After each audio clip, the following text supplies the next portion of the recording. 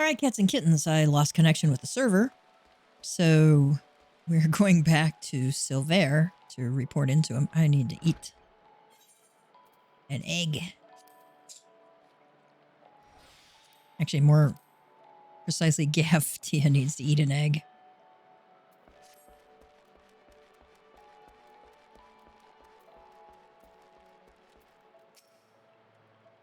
So, you have returned. A passable performance for an adventurer, but the bare minimum for any archer. I carry with me generations of wildwood tradition, a tradition built upon the bones of the many outsiders who tried to take what is ours. It was my ancestors who first learned to conceal their presence and fight from the shadows, to hold the enemy at distance to protect the weak. All of it, everything was... This is a waste of time you cannot understand. But if you are so intent upon following in the footsteps of my people, I bid you go to the North Shroud. Ixali's scouts have been sighted near the river west of Etat's Spire. And, unless you are entirely ignorant of Gridanian history, I need not explain that this act of aggression is part of a centuries-old conflict. The minions do not matter. It is their leader, Nazul Catlan the Violator, who must fall. He commands the scouts, and will be well guarded, yet he stands upon hostile ground, with birdmen and knot walls for protection. If you are diligent and determined, you can slip through their defenses and slay their leader. This is the act of the Gridanian archer. Embrace the wisdom I have bestowed upon you, and the fight will be short. If you see the deed done, adventurer, I will take it as proof of your commitment to us, and labor no more to drive you from the guild. Now go.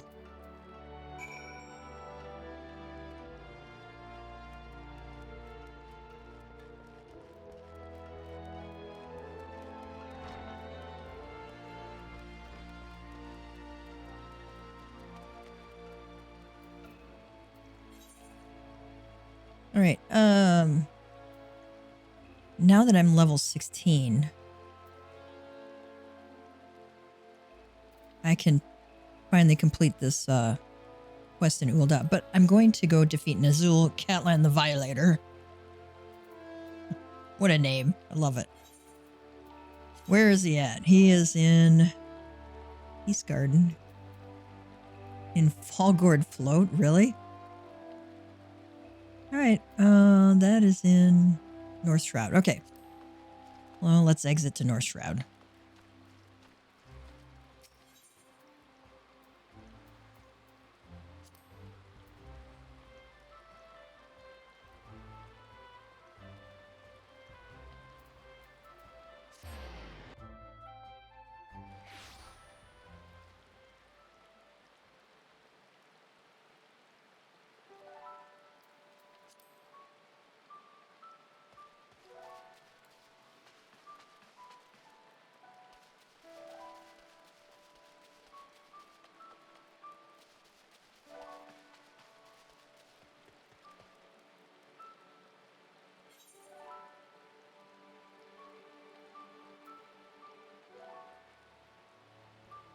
Yeah, we're going to go right through a fate. May as well do that.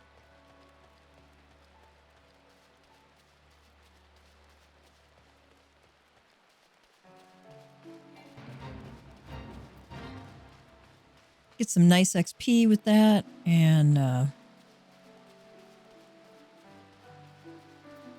betting I'm going to fight through these guys anyway, so may as well.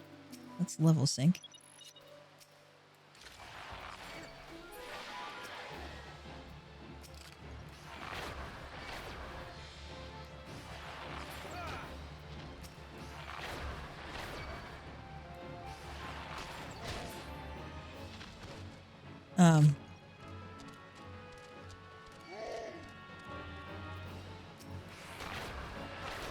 Okay.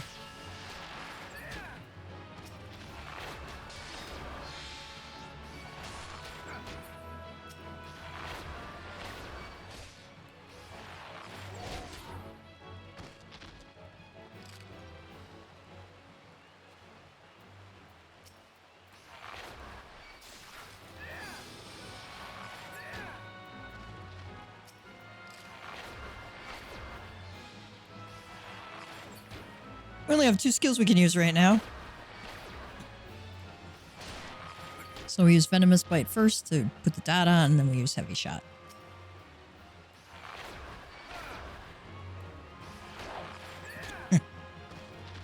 Should be the last one.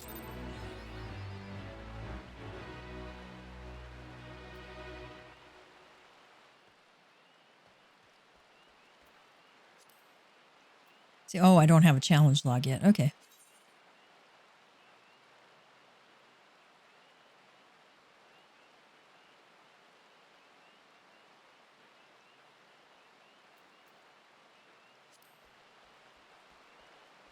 All right, let's do this.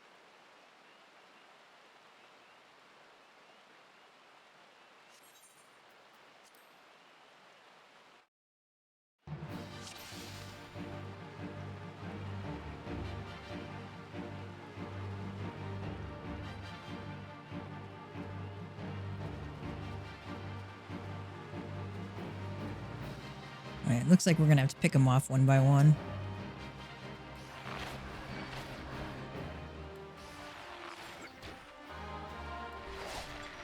And I'm gonna pick them off because I think we'll end up having to fight them later otherwise.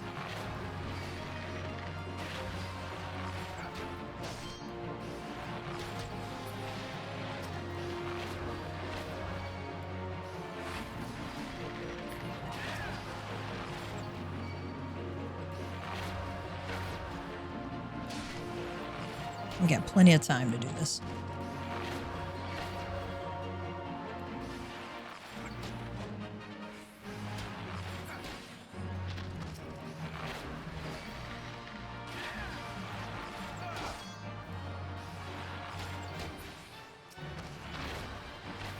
And again, like I said, we could sneak by them, but I think they all gang up on us at the end. So if we pre-kill a few now, it'll save us some fighting later on.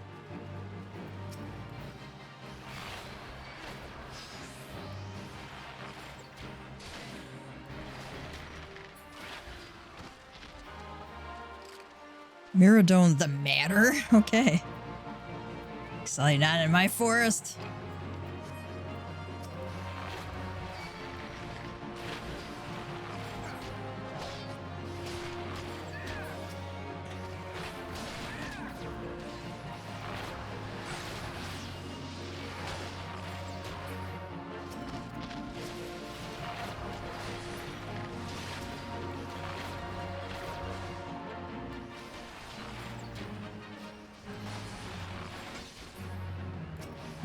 That was a little unexpected.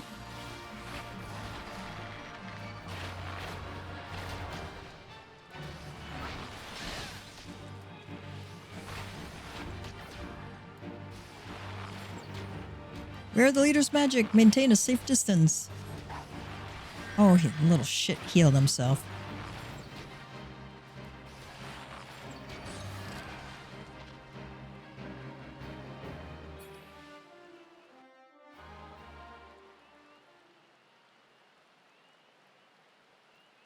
Report to Silver. All right. I think we'll go back and do this bait also. It's all about getting XP.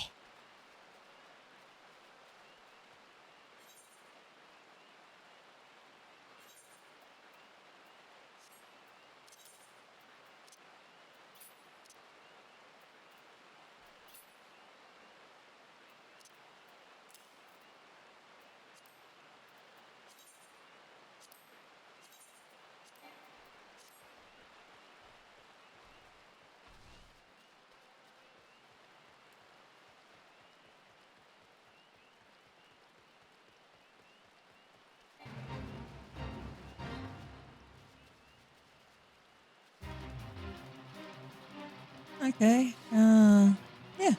Right. Why not?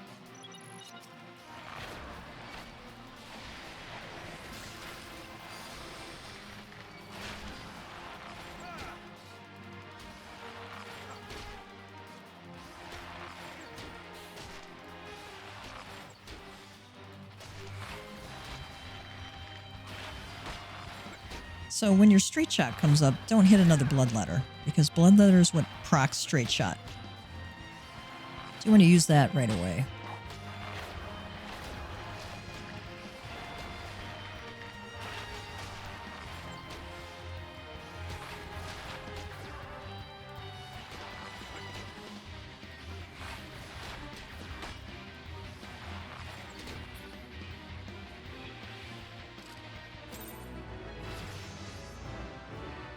Right. Level 37. I think we'll bypass that one. That's a little bit too high for us.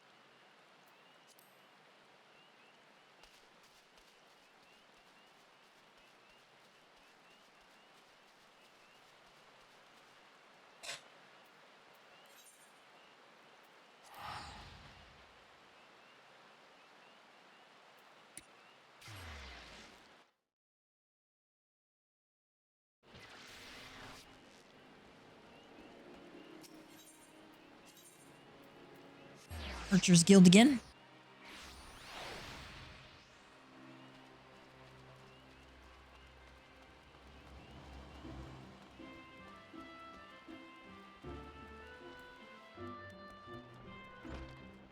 Let's talk to Stuffy Silver.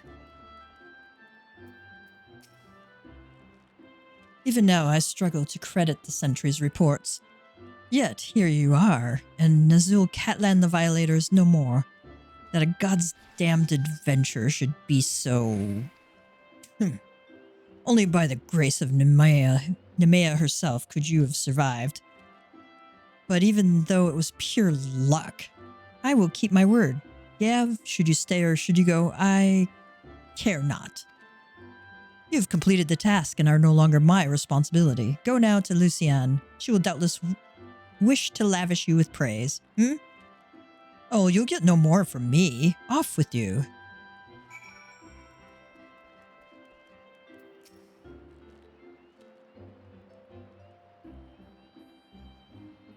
I'm given to understand that you single-handedly drove off an Ixali scouting party and that you did so with precision and guile. How exactly was that training, Lucienne? Gav's just an adventurer. Silver thrust him into the jaws of the enemy in the hope that he wouldn't come back. And when, against all expectation, he did come back, that stubborn arse still refused to acknowledge his skill. Is that truly your impression? Lucienne asks. Well, yes, he said it was pure luck. Mere noise. Silver sees Gav's skill, of that I have no doubt. Did you not mark the way he covered his mouth when he uttered the words? It is a habit of his to do so on those occasions when his tongue and his heart are in disagreement. For all his skill at reading the idiosyncrasies of others, he has yet to recognize his own. Impressive work, Gav. You have applied yourself to Liz and Silver's lessons and demonstrated your command of the core concepts. You are now an archer in your own right. Allow me to teach you something to commemorate this accomplishment. Repelling shots is an advanced technique that enables an archer to evade attacks, whilst continuing to fire upon his opponent. Used wisely, it can grant you a brief respite in the heat of battle. I have faith that with regular practice, you will learn how best to employ it to your advantage. Remember your senior's lessons as you strive for true mastery. All right, we get a nice bow out of that. All of this is not as good as what I have already, so I'm going to take the bronze pieces.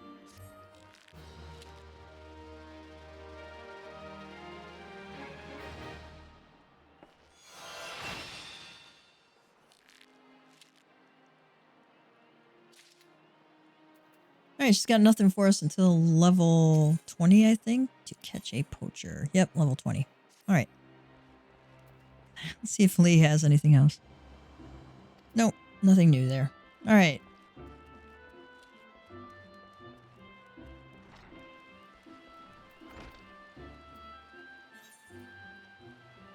Ah, beauty is only scalp deep. Oh, yes. I'm going to pick up this one. Rising to the challenge. What's that? Weighty and well-worn journal has been left behind at the wench, and Itolan would see it return to its owner. First-time customer who enjoyed Batteron's ale a bit too much. She informs you that Quintanon, regular at the wench, was drinking with the stranger and might know something about his whereabouts. Okay. I know that when I do this Beauty is Only Scalp Deep quest, I'm going to have to go back to Ul'dah. So I'm going to pick that one up for the sake of expediency. I'm going to go to Limsa. And we're going to do these. Beauty is Only Scalp Deep is kind of a fun quest.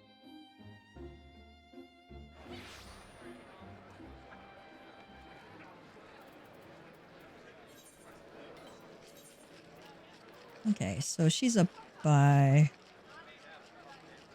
the aft castle there. All right.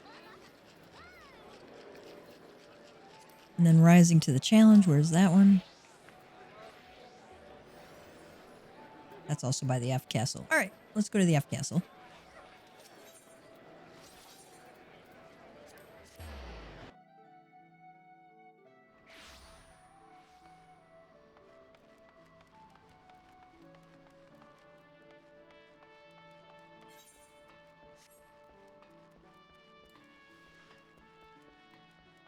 It's like a little toy train there. Oh my god, that's so cute. That's just adorable.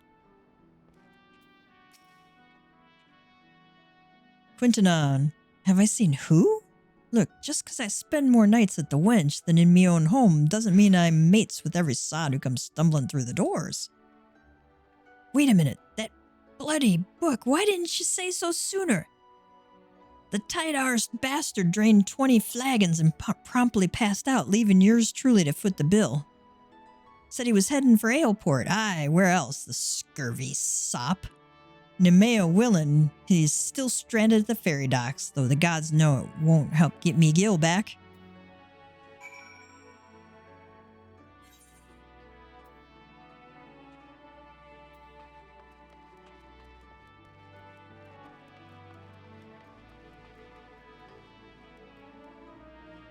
Let's talk to this disgruntled madam. Let's see what the flustered man has to say there. Why will no one listen? My blades! I must have my blades! Uh-oh. What are you waiting for? That's him, the slasher!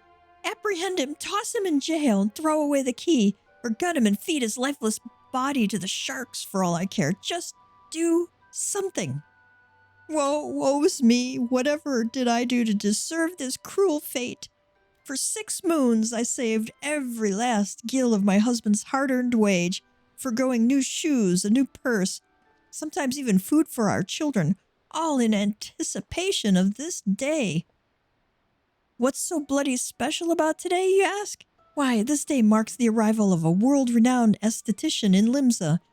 My endless patience, self-control were to be rewarded with a hair-raising transformation that would have every fashion-conscious Leminsan oohing and eyeing in admiration. Instead, I find myself accosted by this lecherous lout. Speaking of which, weren't you going to do something about this? Go ahead and have your way with him. I doubt he has anything to say for himself. The nerve of this lout. Go on, what are you waiting for? Thrash him, smash him, bury him at sea. I doubt he has anything to say for himself. All right, we're gonna, doubt. You can actually push this little button here. Or you can type it in your chat. It would be /doubt, D-O-U-B-T. Ah, the ignominy of it all. Of course you take her side. For shame, is there not one sympathetic ear in this entire nation? An artiste of my renown should be welcomed with open arms and a 21 cannon salute. Instead, I am branded a criminal, the tools of my trade, nay, the extension of my very soul, ripped unceremoniously from my person like barnacles from the side of a frigate. I will not last long in my weakened state. No, even as we speak, the world around me grows dim. With my dying breaths, I speak unto you 3 names, 3 kind souls who may yet put right what has gone so frightfully wrong. Forge Master Hananza of Naldik and Vimelis, Guildmaster Beatin of the Gradanian Carpenters Guild, and Severian at the Alchemists Guild in Ul'dah. If there is an ounce of compassion in you, seek them out and tell them Jandalain sent you. When my soul is restored and my name rightfully cleared, all of Limsa, nay, the entire realm will sing your praises. For I, Jandalain, am none other than the the S.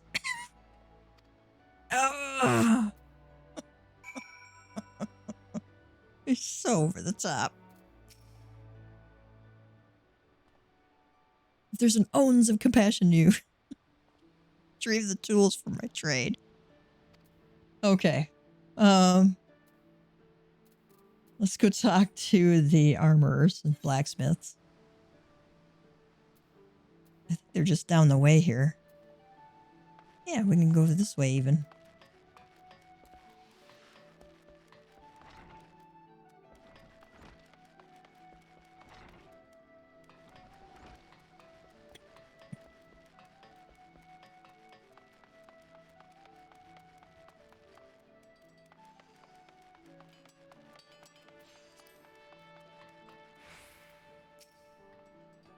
Jandalain sent you. Let me guess. The barmy fool's lost his tools. Pardon me, the appendages of his very soul. Again, and is thrashing and tossing like the end of days is nigh. The man brings it on himself. If he toned down the theatrics and went about his work like an earnest craftsman, I dare say he'd save himself these misunderstandings. No, I've not a whit of sympathy for the fool. You, however, have my pity indeed for having to play audience to his winging. Or whinging. Any road, this should shut him up for a while. Tell him that if he loses these, I'll graft the next pair onto his bloody hands. Okay.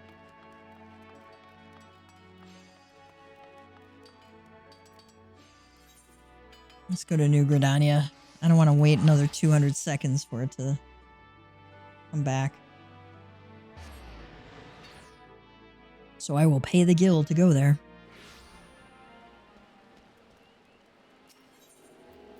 Actually.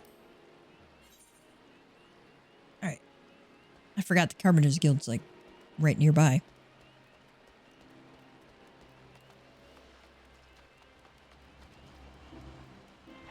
We could arguably pick up the crafting quest, but they take up a lot of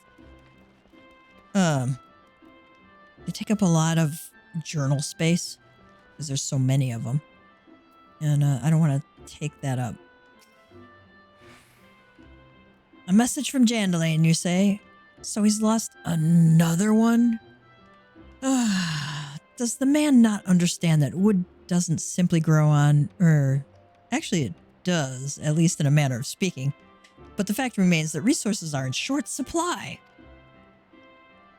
For all his flowery words, if his tools were truly an extension of his very being, one would think he'd find a way to hold on to them for more than a fortnight or two.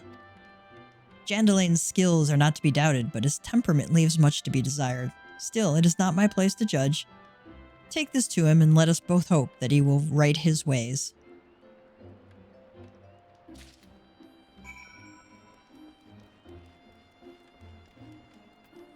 Alright, we now have to go to Ul'dah. Quick travel there. Because I think it's 200 gil to take the airship. And it's not that expensive for... Let's go to the Adventurers Guild first. Because we got to speak with Momodi.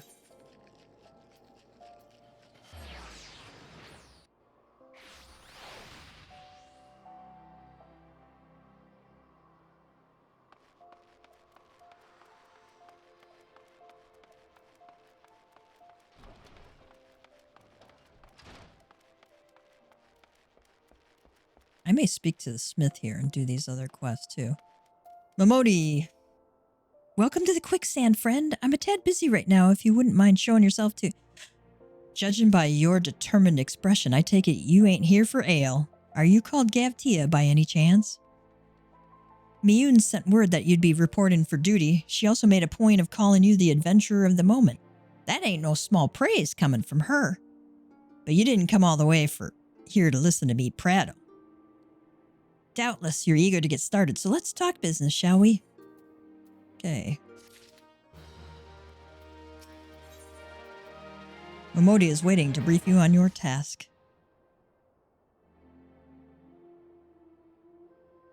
The petitioner ought to be arriving any minute now.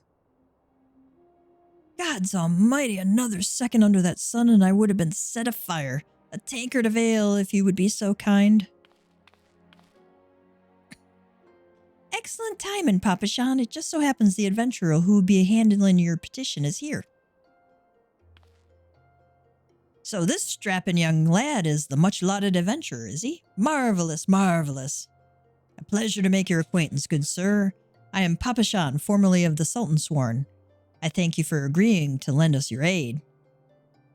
Mayhap you'd like to apprise Gav of his mission? Yes, of course.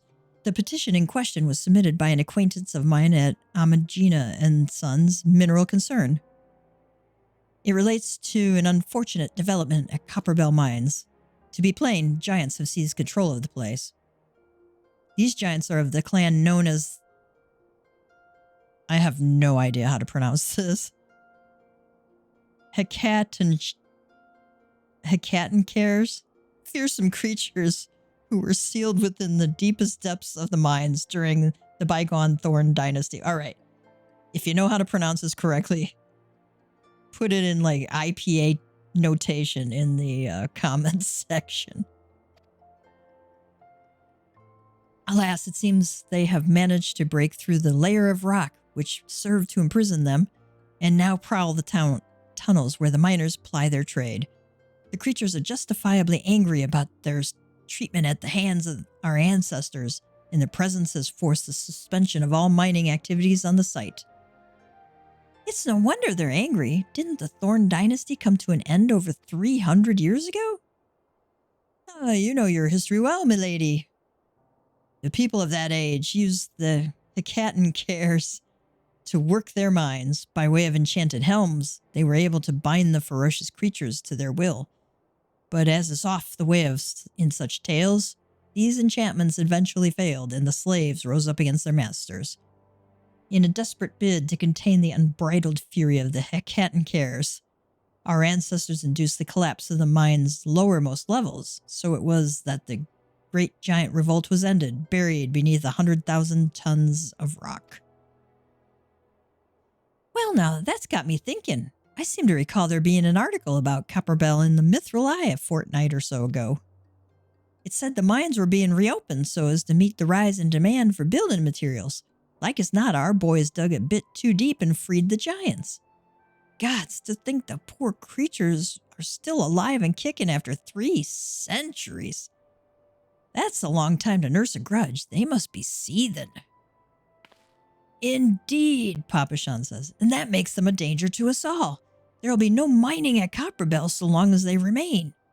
For the sake of both peace and prosperity, they must be subdued. This is the task which we would have you undertake. I'll not deny that the mission will be rife with danger, but our need is great, and so I beg you, put an end to this sorry business. Okay, let's do it. Gods bless you. I feared you might have reservations, but I assure you it is for the best. In case you don't know, Copperbell Mines are in western Thanland. Do take care, you hear? And one last thing before you depart. An employee of Amagina and Sons is presently at the quicksand. The fellow's name is Painted Mesa, and he knows Copperbell Mines well. It may behoove you to seek his counsel. Alright, we'll do that. I want to see what the smith has for me here. I wonder if I can do these quests. Ah, splendid. I see you've mastered the lessons of the hall. Henceforth you are a novice no longer. Believe me, my friend, there's no greater thrill than striving alongside like-minded companions to overcome the deadliest of challenges. May the wisdom you gained in the Hall of Novice serve you well on your adventures. Let's register for training. offers training exercise. As your level rises, you will face greater combat challenges with all manner of dangerous enemy attacks. These exercises are designed to arm you with the knowledge you will need to survive. Upon completing them, you will receive the Neophyte's Ring, which increases XP earned by 30% until level 60. That's nice. Unlocked upon progressing deeper into the main scenario. Okay.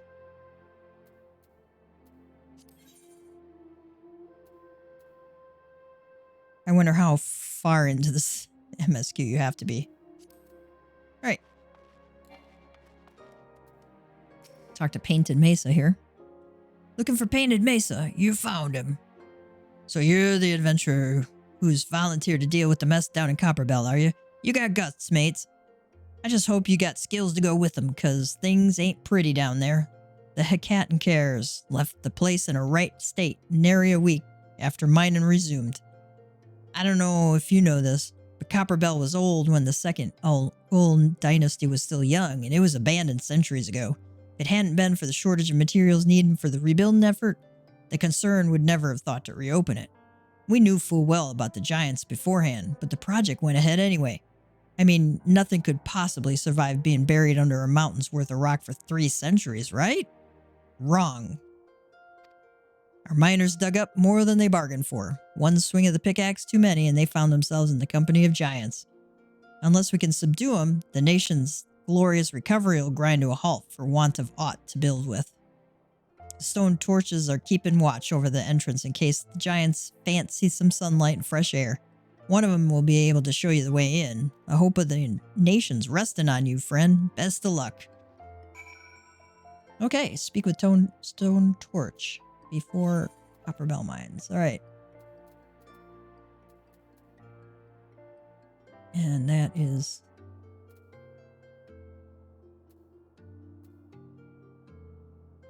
Western Dandelion. All right.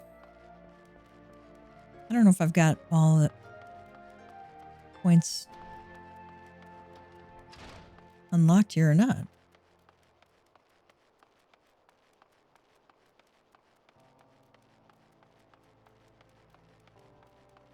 We'll find out.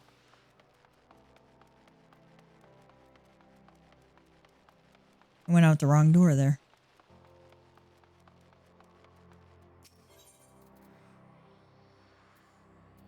We don't.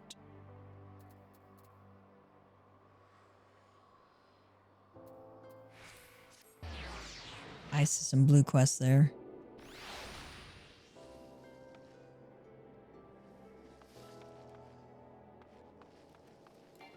Alright. We're gonna go unlock the Ethernet points, and I'm gonna pick up this Well-Heeled Youth quest. And,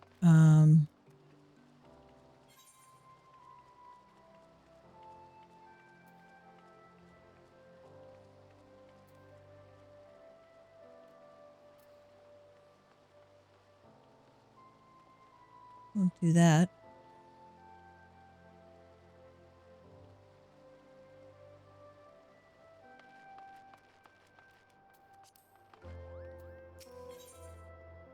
I actually want to do this one before Copperbell Mines. And there's a reason for that. Well-Heeled Youth on Emerald Avenue appears to have been the beneficiary of some good fortune and may not be averse to sharing it. Do be careful with those. Break anything and I shall be forced to deduct it from your salary. Beg pardon? What is my loyal manservant carrying? Why, not so small fortune in prizes ably won by yours truly in the Gold Saucer. You have heard of the Gold Saucer? Nay? Ye gads, man, you might at least try to keep up with the times. It's only the Sultanate's newest and finest place of entertainment. Thrill to the sight of majestic birds roaring down the straits of the chocobo races. Pit your wits against your peers at the Triple Triad tables. At the Gold Saucer, one can do all of this and more, and if you know what you're about, you'll walk out a wealthier man than you entered. If there's a better place to shake off one's care after a grueling day of promenading, I've never heard of it. Did I mention that the female attendants are particularly easy on the eye? Wink, wink. Oh my god, this is so cheesy. But I dare say you'd rather discover them for yourselves. Yes, I'll wager you're wondering just how in Thal's good name you can experience the wonders of the Gold Saucer firsthand. Am I right or am I right? Ha! I thought as much. Well, since this has been my lucky day, I don't see why it shouldn't be yours, too. I just so happen to have a spare golden airship ticket, you see. Consider it a gift from one eligible young man about town to another. I wonder what he would say to a girl character. Just show that ticket to the lovely girl in the uniform over at the landing, and you'll have a seat on the next airship bound for revelry and riches. Be fairly warned, though, you may expect no mercy from me should our paths cross at the triple triad tables. Nay, not so much as an owns. Ha ha. Alright, we do need to go and... Quest is not available until... Oh, okay. Worried Weaver. Gotta be level 80 for that. Okay.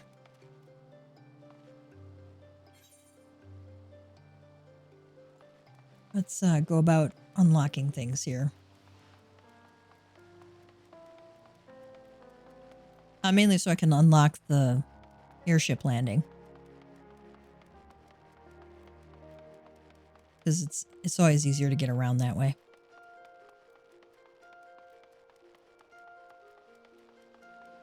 What we'll do up at the Gold Saucer, once we unlock it, is unlock Triple Triad. And the reason I want to do it before doing this next dungeon at Copperbell Mines is you get cards from monsters. And you can turn those cards in to a vendor. You sell them for gold saucer points, MGP, Manderville gold saucer points. And you can use those MGP to buy some really nice, different hairstyles and different outfits. I really love the Ishgardian thigh boots. There is no tune that does not look good in the Ishgardian thigh boots.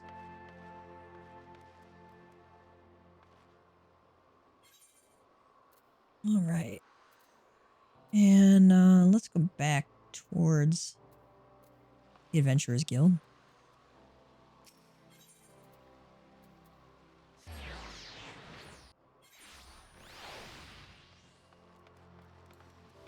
Because this will take us towards the various shops.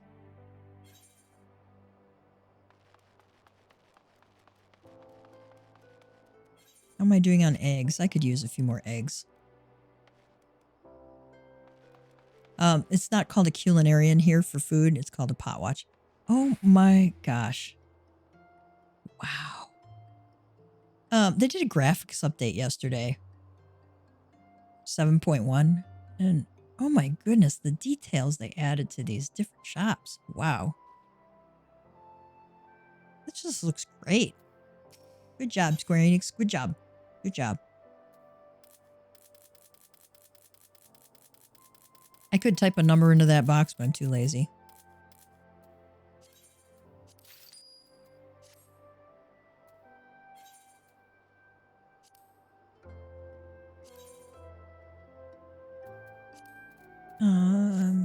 I do want to pick up a level 20 bow. I know I will actually get one as a reward at some point. Probably the next job quest, but I'd rather have it earlier than later. It's got gear, but not...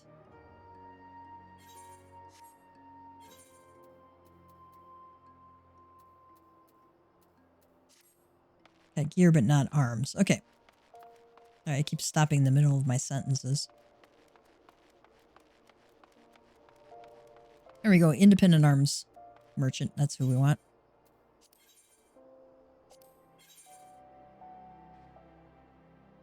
We are going to buy a bow.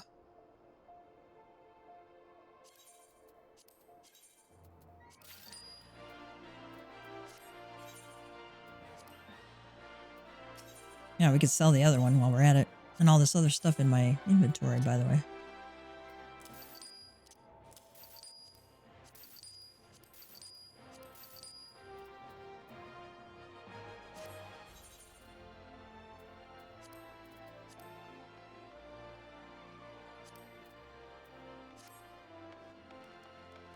Go to the arms mender. We're going to mend our in our gear.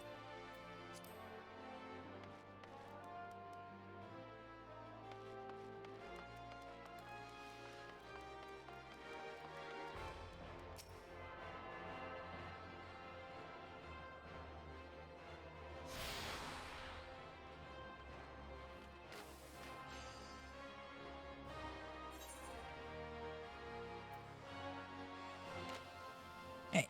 And then we're going to kind of go around here, and I think we got like 3 or 4 more to unlock.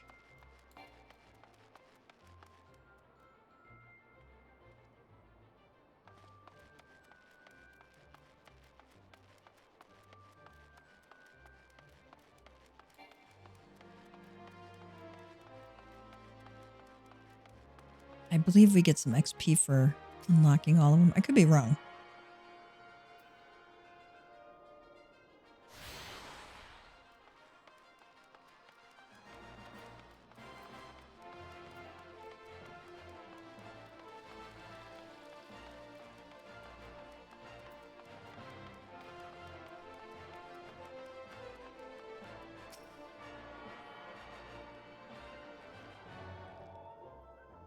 You want to be a miner, so you might need a goldsmith. Those are crafting blue quests.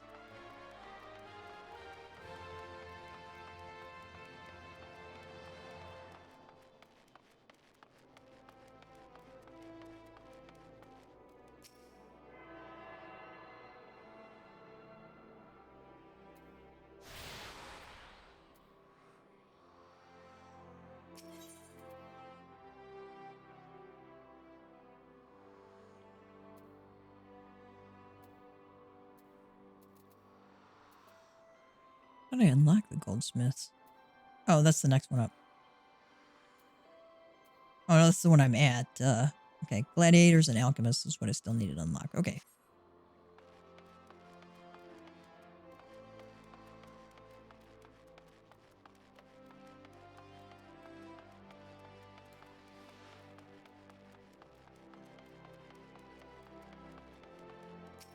I believe the Alchemist Guild is on the 2nd floor.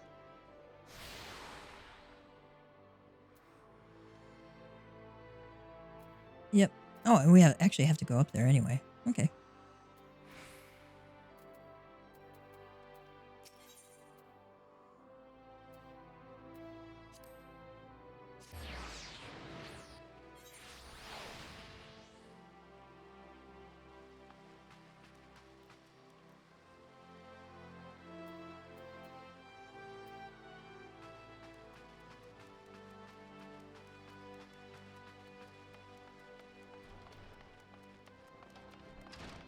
I find Ul'dah to be kind of confusing.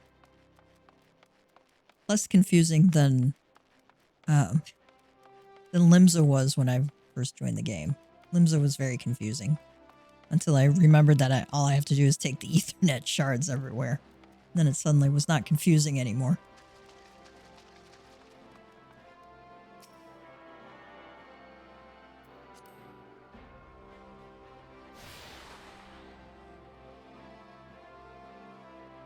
Alright, we've tuned ourselves to the Ethernet shards in Ul'dah, Gate of Null, Gate of Thal, Gate of Sultana, Airship Landing are now accessible as Ethernet destinations. Okay.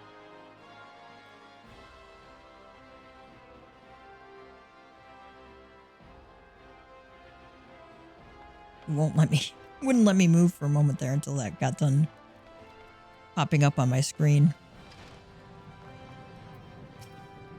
Severian.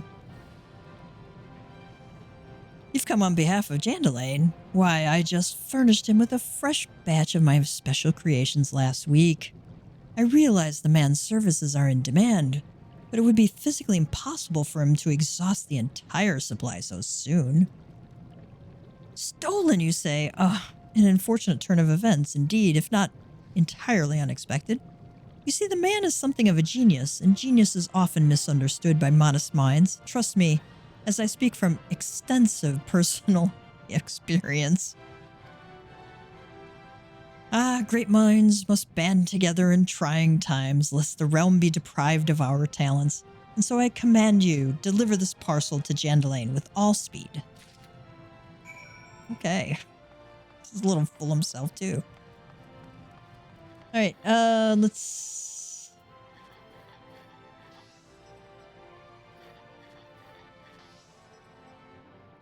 Let's, present the golden airship to Eleonora at the airship landing.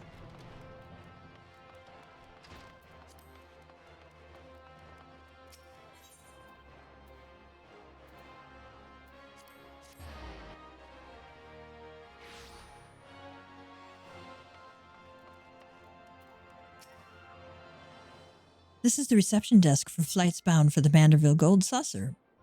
Before proceeding, I must ask that you submit your ticket for inspection.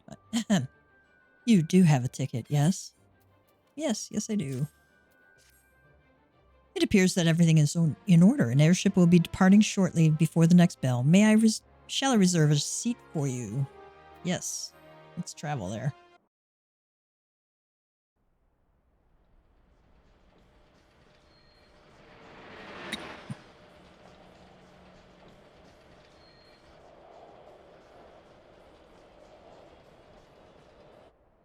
There's a giant choke.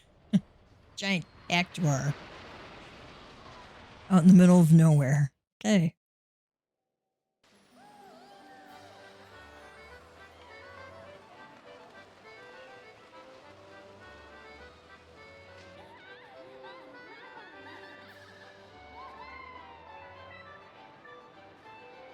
This is party central here.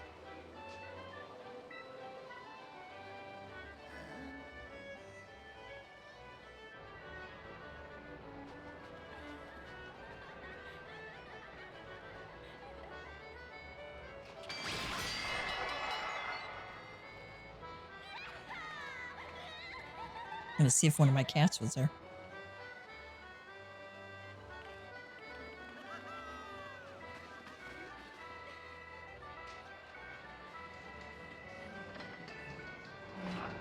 Here we are.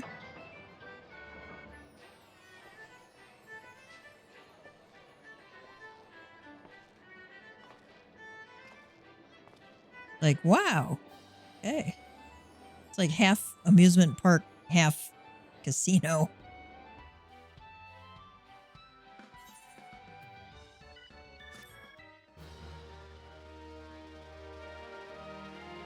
Oh, I got no XP for that one.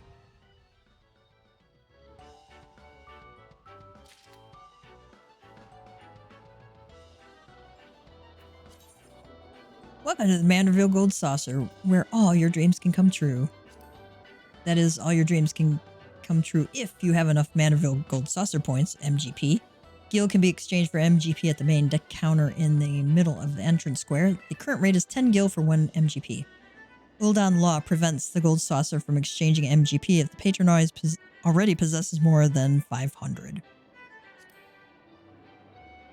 MGP cannot be converted back into Gil, but the points can be used to purchase an assortment of wonderful prizes from the prize claim attendant, also located at the main counter in Entrance Square. Right. Got a blue quest here. The attendant at the airship landing seems eager to welcome you to the Gold Saucer. Welcome, honored guest, to the Manderville Gold Saucer, where your wildest dreams are ever but a card or a chocobo's beak away from coming true. If this is your first visit, nothing would please us more than to give you a full tour of our establishment that you might enjoy its wonders to the fullest. At the conclusion of the tour, it is our custom to offer our esteemed patrons a complimentary gift straight from the vaults of our illustrious proprietor himself. Consider it Lord Manderville's way of personally thanking you for your patronage. Should you wish to take the tour, pray proceed to the main counter over there and speak with the receptionist. On behalf of the management, may I take this opportunity to thank you for choosing the Gold Saucer. Rest assured, my colleagues and I will spare no effort in seeing that your visit is a pleasant and profitable one. May future smile upon you.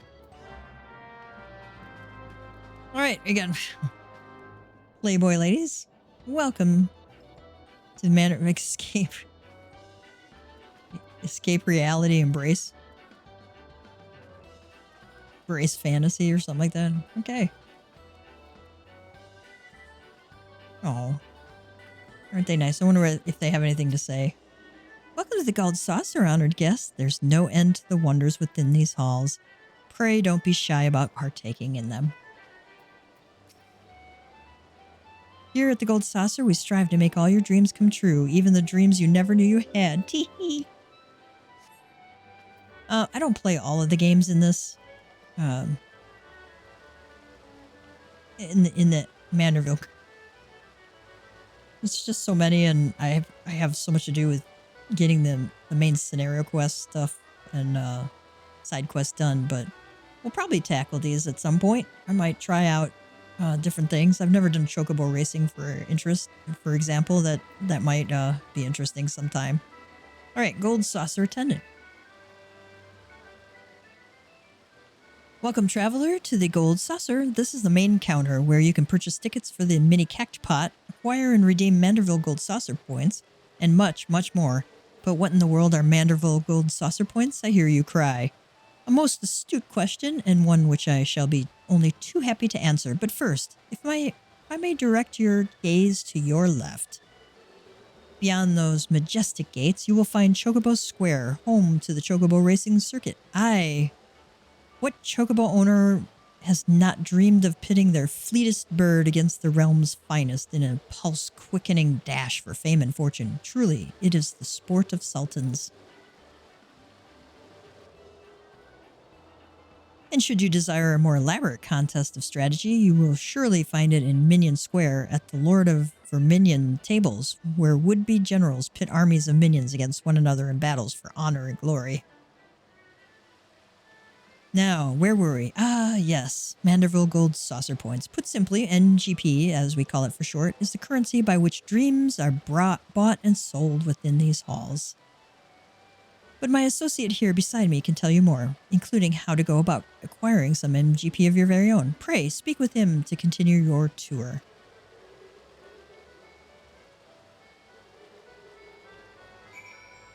Alright, let's talk to him. So you're about to experience the wonders of the Gold Saucer for the first time? How I envy you. But before you venture forth, you'll want to exchange a share of your gil for MGP, a service which it is my great honor to provide.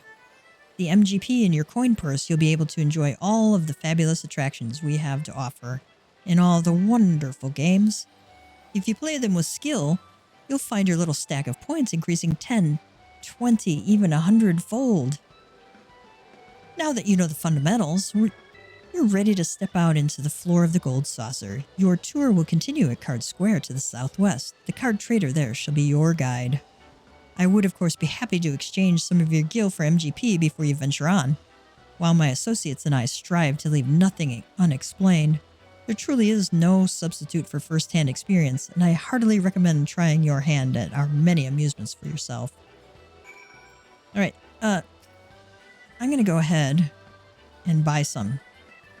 Welcome to the Gold Saucer. If you're looking to exchange your ordinary old gil for shiny new MGP, then you've come to the right place. What do you say? I am actually going to buy 500.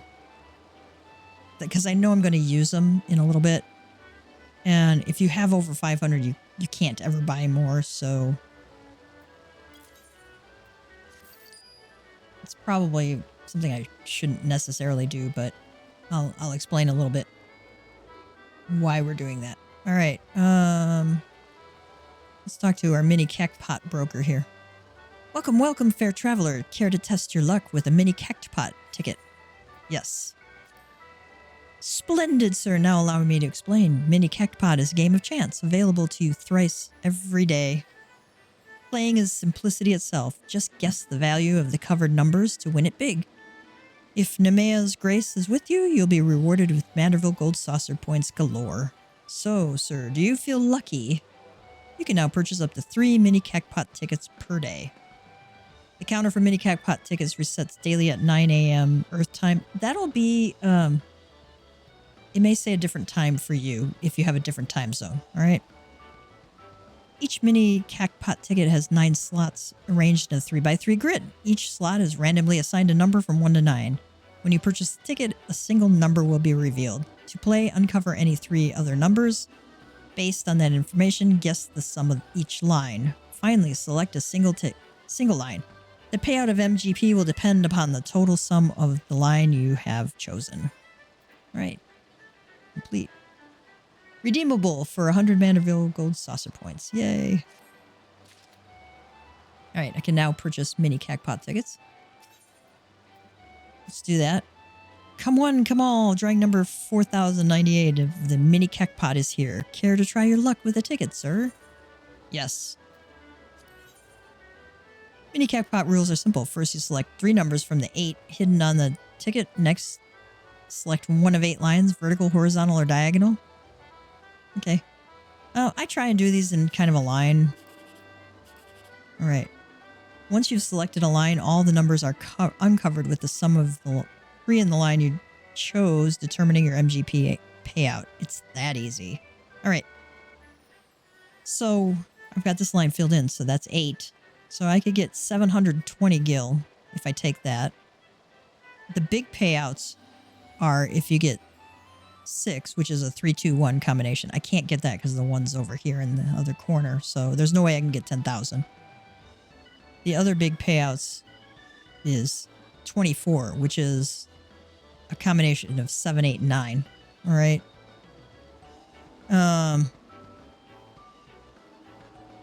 I can't get that with any combination here.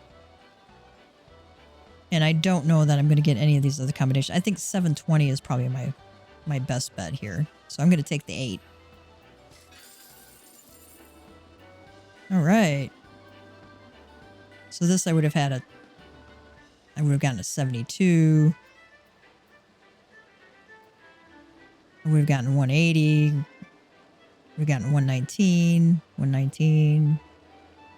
I could have gotten 720 there, but this was a sure thing, 72. And 306. So we did the smart play. Okay. Yes, I would like to play again.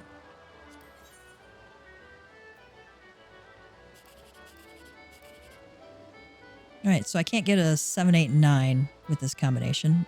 This is 14, so 14 would give us 54 gil. Nah, that's kind of a crap deal. I could theoretically get a 1, 2, 3. I could pick this line here, or I could pick this line here. I'm going to pick that line there. Oh, we won. Ooh, 10,000 gil for us. Nice. All right. First time playing the game. I like it. I might be able to get my Ishgardian thigh boots like right away. I think they're 10,000 MGP. I could be wrong. All right. All right, 17. That'll give us 180. I can't get a 6, 7, or can't get a 7, 8, or 9. Theoretically, could get a 7. No, that would only give me 22. I'm going to try... I could get... 1 and 3 aren't on the board yet, so let's try that one. Oh, we only got 80, but you know what? We had an outstanding first shot. We weren't going to get much of anything on this card.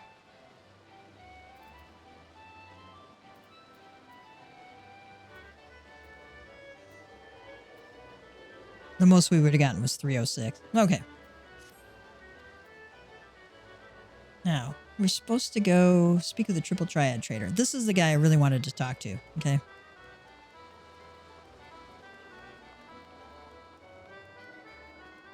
Because this will unlock the Triple Triad cards dropping from bosses. And so this is a good spot to get it. Well, aren't you a handsome one?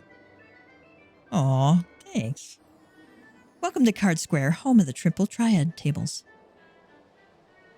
What's Triple Triad, you ask? Why, only the mind-bending, pulse-pounding, maddeningly Moorish card game that's taken the realm by storm. But don't take my word for it. Behold. Can you not feel the tension in the air? Form a hand of 5 cards and play the role of a field general sending your bravest into battle. Should you wish to learn the rules and experience the excitement for yourself, you need only ask. Start today and we'll even throw in some complimentary cards to help you on your way. You can face off against a single opponent at any time, or if you crave an even greater test of your skills, take part in one of our regular tourneys. And believe me when I tell you, there's no feeling quite like standing triumphant on the battlefield after vanquishing all comers. You really should try it. A minute to learn, a lifetime to master. That's Triple Triad. Ah, but I'm getting carried away. You have a tour to finish. Wonder Square is your next destination.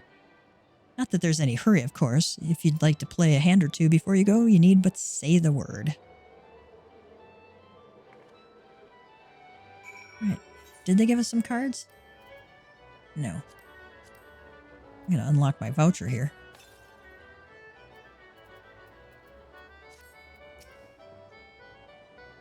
Triple Triad is taking Eorzea by storm. Care to try your hand at this entrancing new card game? Sure. And so another challenger is born. Welcome to the world of Triple Triad, where you pit your odds against an opponent in a tense battle of skill, strategy, and the odd dose of luck. Here at the Manderville Gold Saucer, I am pleased to present all new players with the cards they need to get started. To play a match, however, first you'll need to build a deck composed of 5 cards from your registered card list. Oh, and I suggest speaking with the nearby Triple Triad trader should you wish to expand your card collection. You're now able to challenge opponents to Triple Triad matches. New cards can be obtained from a number of sources, including the trader, victory spoils from winning matches, and prizes from Triple Triad tournaments. Play against the Triad Master to learn the basic rules of the game. Before you begin, however, there are several steps that must be completed. First, you must use the cards in your inventory to register them to the card list. Your card list can be viewed via the Gold Saucer options found under Character in the main menu. Next, access your card decks, also located within the Gold Saucer options, and build a deck by selecting 5 cards from the ones you have registered. Play with the Triple Triad Master once your deck is ready, and she will engage you in a tutorial match. Okay, sure, why not? Alright, this just says what we just read.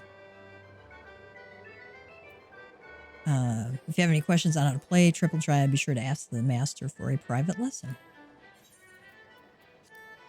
These are all 1-star cards. Upper left corner, it'll tell you how many stars it is, 1 through 5. 5 obviously being the best ones.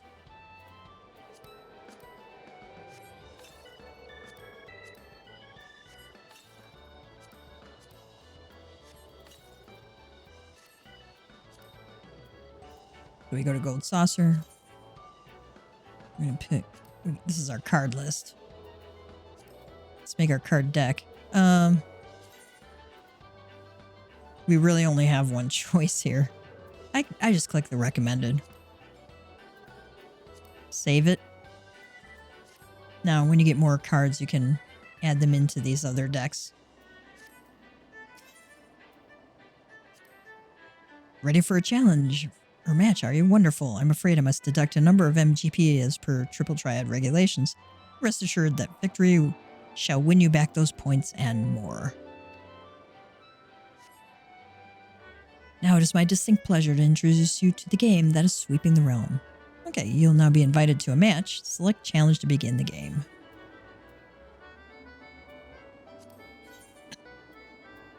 We're going to use this deck. It's the only one we have.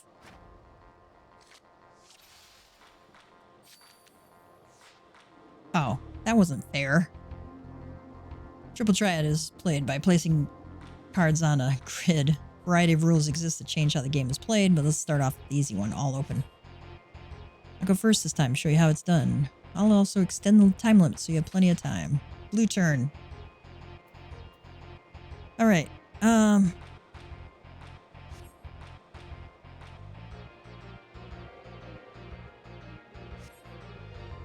so I want to make sure that I'm able to protect myself while preventing her from capturing my cards, if possible.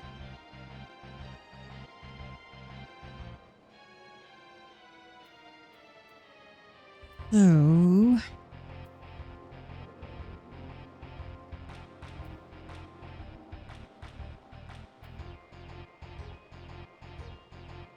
I'm going to put this one here. See how my card changed color? That means you captured the card. During your turn, even if you play a card with a smaller number, it will not result in that card being captured. Try to capture and control more cards than your opponent. The match will end when all spaces on the grids have been filled. Alright, so I can't top this 5 with any of these cards. I can try to top that 3. And I think I will do it with this card.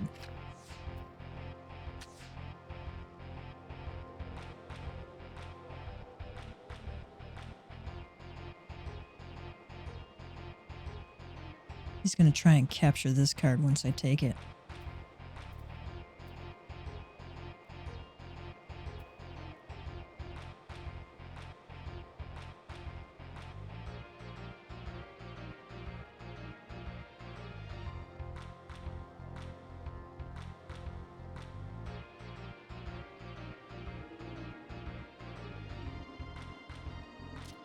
You know, I'm going to go with this one.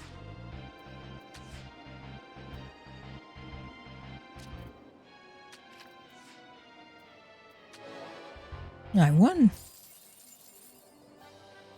And the match is over. Whoever controls the most cards at the end of the game is the winner.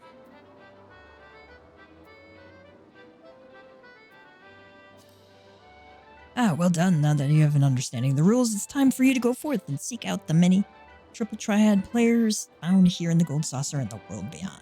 Okay. The game has gained an avid following, and you're sure to find willing participants in various locales across Eorzea. In addition to challenging your fellow adventurers, you can also play.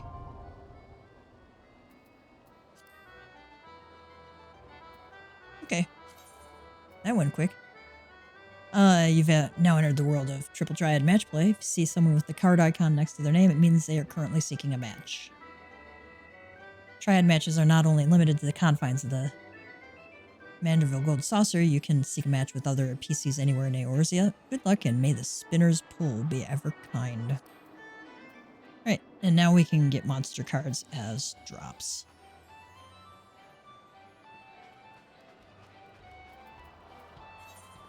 Speak with the gatekeeper at Wonder Square. I'm gonna make sure I attune to this. I had not. Oh.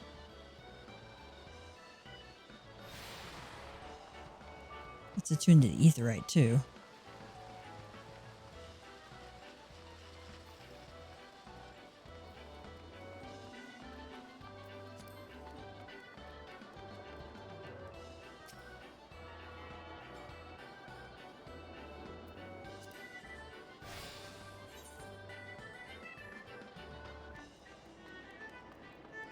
Senor Sabotender.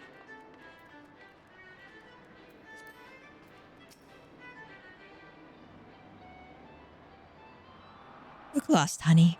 Why don't I show you around? I've been dying for some company. Wink, wink. Oh my god.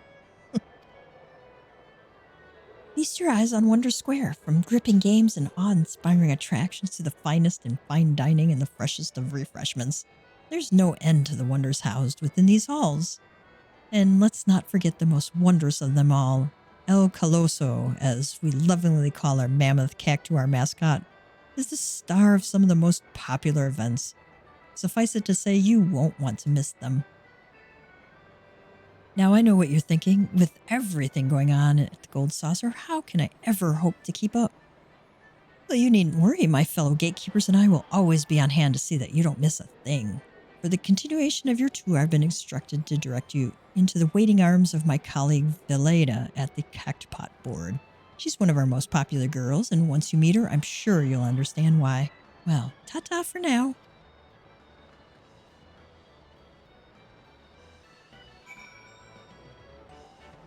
Alright, not sure where the Ethernet shard is.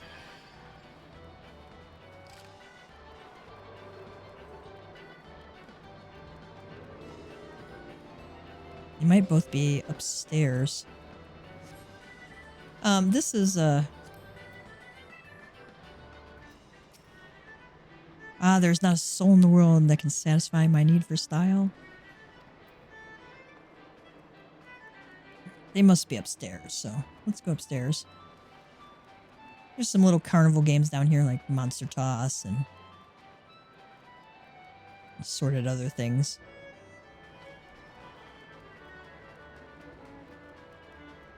Manderville man. God.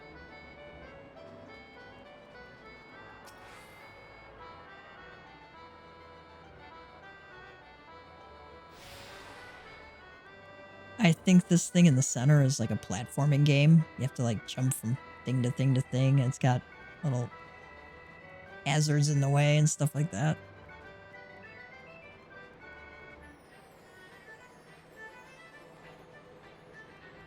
You can play Mahjong here.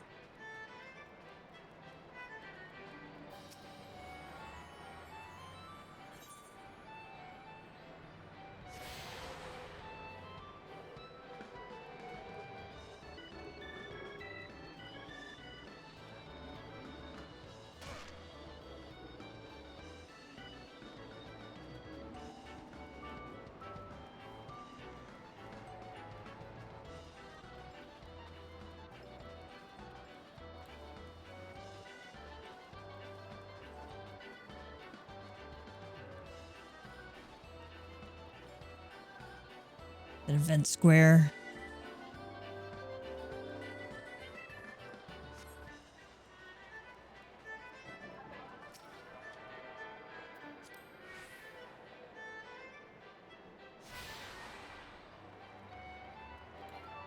Mugo Spa, yeah.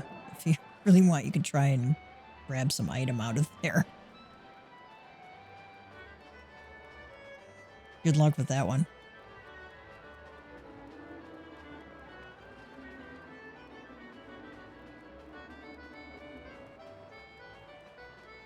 If you want to get Cact Pot, or MGP really fast, the Cact Pot drawing once a week is the way to go. That and the mini Cact Pot. Playing the mini Cact Pot and the regular Cact Pot is a no-lose scenario. No lose. Like, the mini Cact Pot, you pay in 10 for your ticket, and the minimum payout is 36. I mean, you'd be silly not to play it. And like you saw me, you could get 10,000 in a hit, so it's great. Greetings, handsome. I've been waiting for you. I'm Veleda, and I'd like to personally welcome you to Event Square. The most spacious of all the areas of the Gold Saucer, Event Square is a veritable cornucopia of pleasure and delight. Doubtless, the sizable stage in the middle of the square has caught your eye. That is the stage of some of our most sensational attractions, so don't be shy about taking center stage. And after the curtain has fallen, why not try changing your life forever? At the Jumbo Cact Pot, all you need is a handful of MGP and a head full of dreams. Just choose 4 numbers and cast your hopes to the heavens. You never know just when Nemea will smile down upon you. Now, as much as I've enjoyed getting to know you, I'm afraid it's time for us to part. The next and final leg of your tour takes you to Round Square. Don't think too hard about the name, darling. Even I'm not sure it's supposed to make any sense.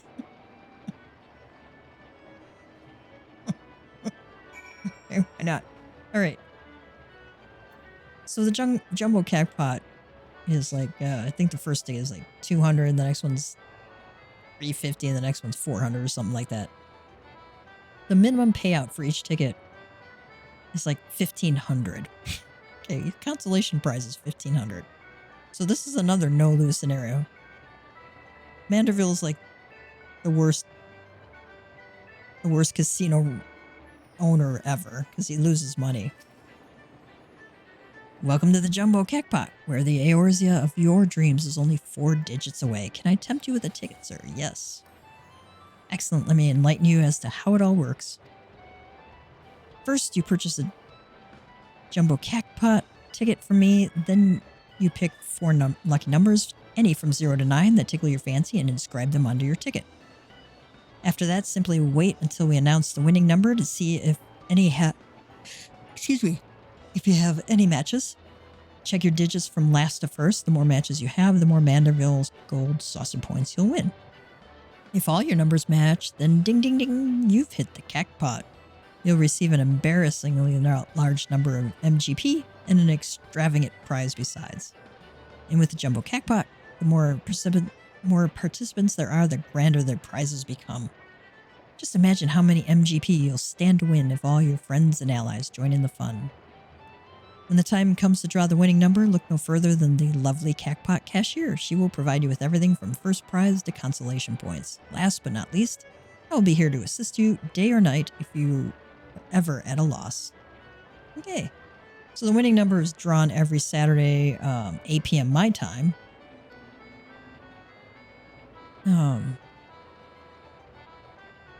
It changes with daylight savings too, so I'm assuming it's limited, probably tied to your time zone somehow.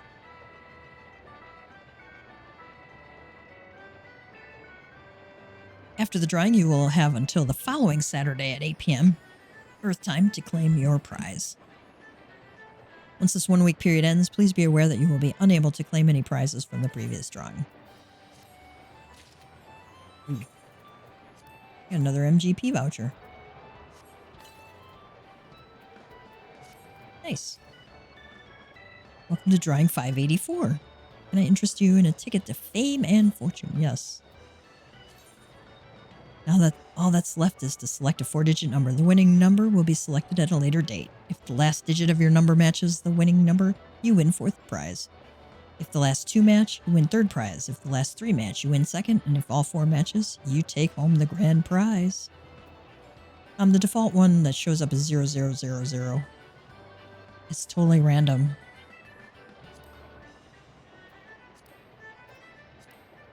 And then you just hit this dice number to give you a random number. Sure.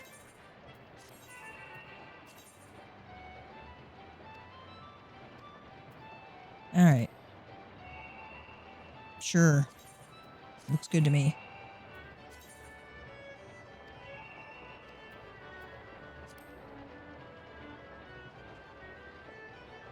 See, I don't have a 1 or a 2.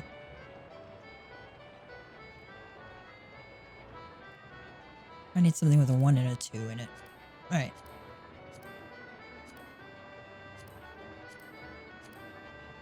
There we go.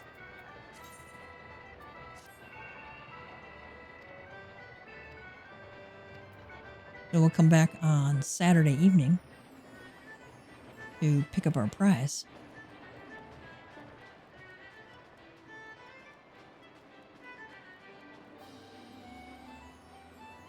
We have to go to the gatekeeper at Round Square.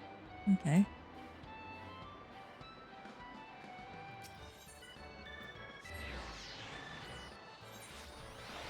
Because I'm too lazy to go down the stairs.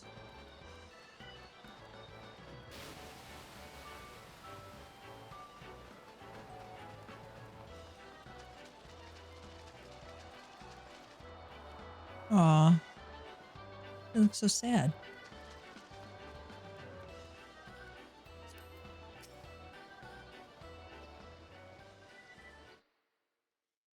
You're the first time visitor. I was told to expect 1,000 welcomes to the Gold Saucer and 1,000 welcomes to Round Square. How can a square be round, you ask? I'm not sure I understand the question. Moving on to more important matters, is that lofty peak not a sight to behold? That is Mount Corel, the main attraction here at Round Square. One of our most thrilling events pits our customers against each other in a challenge to see who can most swiftly scale its heights. I tell you, the view from the summit is a sight to behold. And that concludes your tour of the Gold Saucer. While I'm sure you're eager to start enjoying yourself, pray do not forget to return to the main counter and claim your complimentary gift.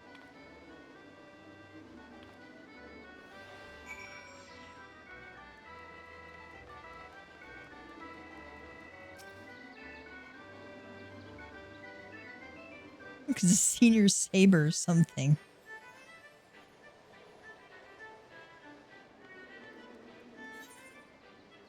Alright, let's make sure we attuned here.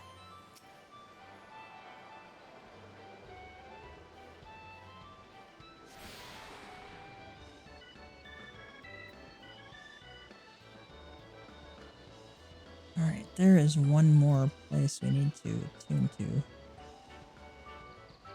Probably up this elevator from there. Alright. Go back to entrance.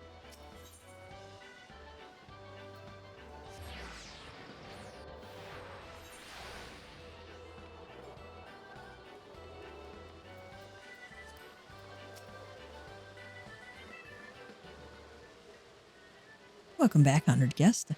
I trust that you've come away from the tour with a greater appreciation of all the Gold Saucer has to offer. As a token of our appreciation for your patronage, it is my great pleasure to offer you a complimentary gift from the personal vaults of our esteemed proprietor.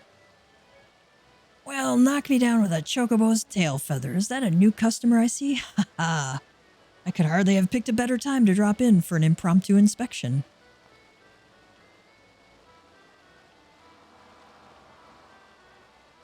Master Roland, yes, this gentleman here has but this moment completed his introductory tour.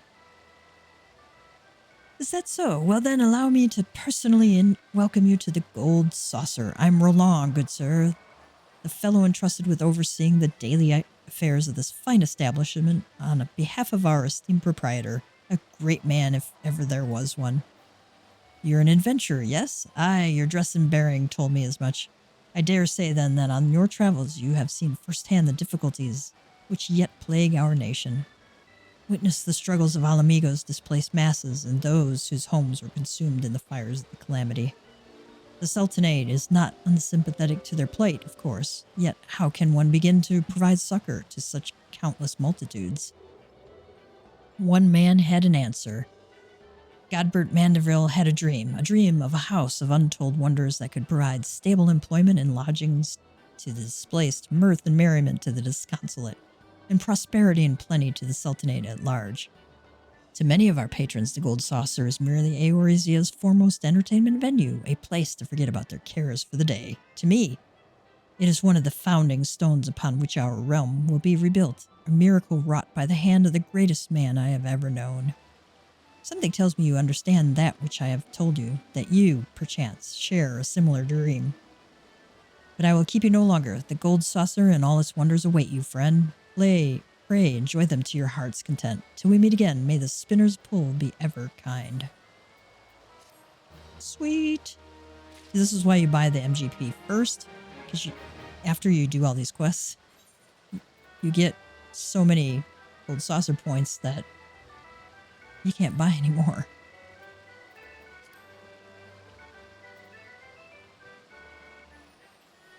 Redeem for 1 free play at any Mandeville Gold Saucer. Mini attraction, jumbo cacpot, mini cacpot, chocobo racing, triple triad not included. Okay.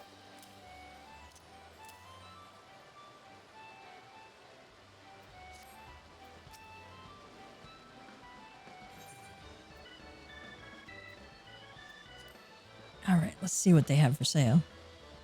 I heard there were new things. Modern aesthetic saleswoman. Salutations, would you care to purchase the latest copy of Aesthetician Jandalane's Modern Aesthetics? It contains a collection of styles based on the opinions and preferences of honest-to-God's adventurers. Have you ever heard of such a revolutionary catalog at all for a pittance in MGP? Adventure and Rainmaker, you can get hairstyles. Prize claim. All these are more than I can afford.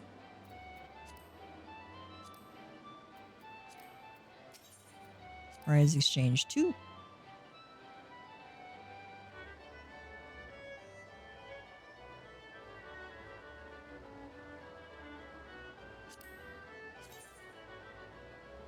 Those actually look pretty good.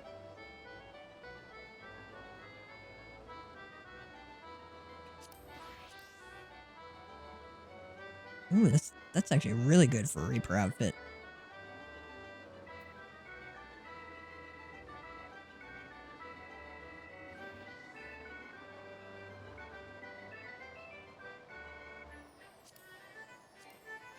Oh, that's for a female, okay. Oh, nice. I like playing Reaper, so, Alright, I didn't realize that was not in a place where you guys could actually see it. There you go, that should be better. Really a nice outfit.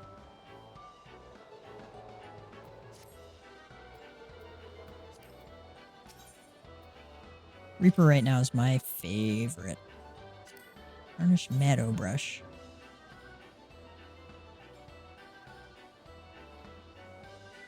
That's actually for a Pictomancer weapon. Oh, that's for Thaumaturge. Okay. Nano Chronicle. If you want to see what it'll look like when you sheath or draw the weapon. There you go.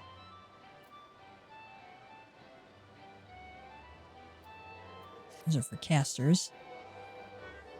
Oh, this must be the caster outfits. Okay. Let's see what the summoner one looks like.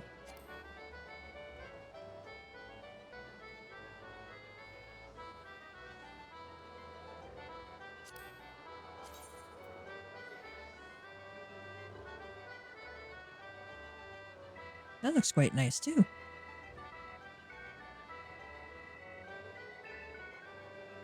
I like that.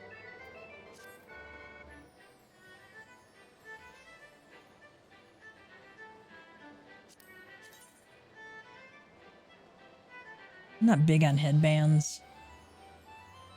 Mostly because they hide my Catboy's pretty face.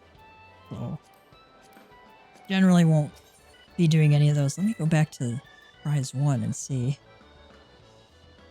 Tarnished White Knight. That's not a bad looking spear. That could be okay. Tarnished Mackay bow. Not a bad looking bow either. A little ostentatious for my taste, but you know, why not?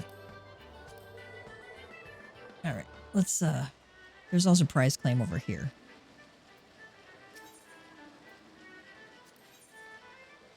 Weapons. Crescent bow. Let's see what that looks like. Ooh, that looks pretty good actually. I kinda like that one. Trench harpoon. Let's see what that one looks like. It's okay. There's better ones out there.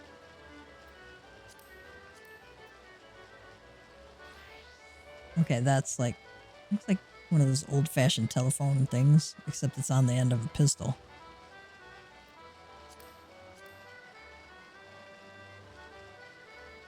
That's a paladin shield.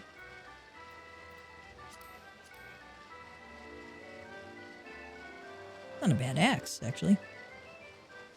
Alright, armor.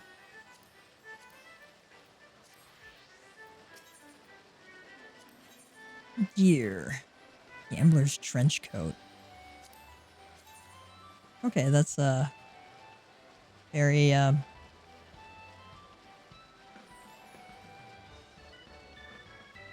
very Harlequin bright. If I want to wear a bunny bustier, I have that option. Alright, Riviera doublet. That actually looks pretty good.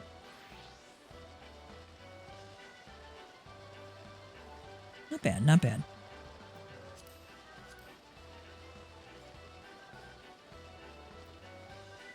Let's see, what does the Glade tunic look like? That looks kind of plain to me. Oasis doublet. Kind of like that.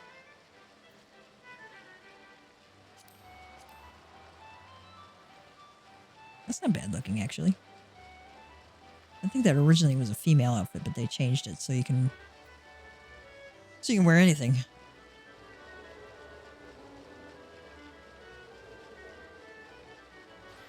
Ishgardian thigh boots at 30k. Okay. I only have 11. Well, I will have to wait. Lift operator.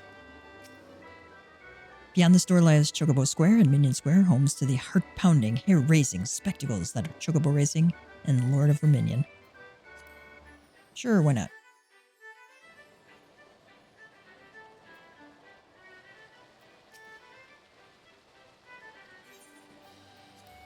I don't want to go there, though.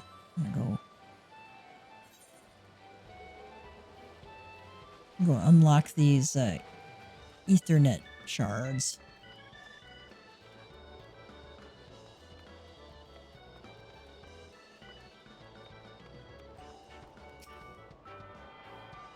There's a bunch of mini games you can play here.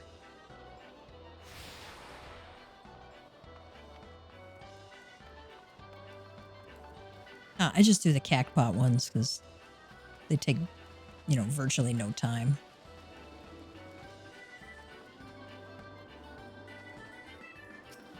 If you want to do chocobo racing, you pick up, so you want to be a jockey.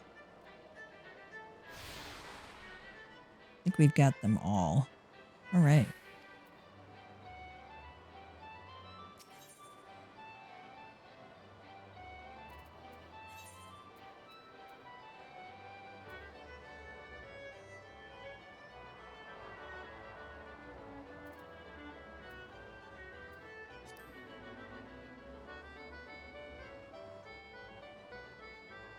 Oh, that's nice. His previous location that I was at was Round Square. Oh, that's sweet. I like that. All right.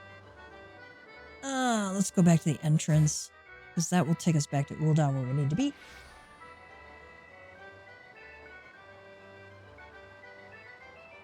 Right. So go check out the Gold Saucer as soon as you can. Get you some nice outfits.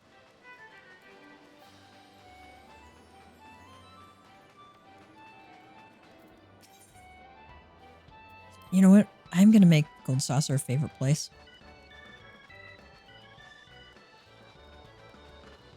Because I know I'm going to be coming here regularly. And it gives you free passage to Ul'dah, so you can take Ul'dah off of there if you want.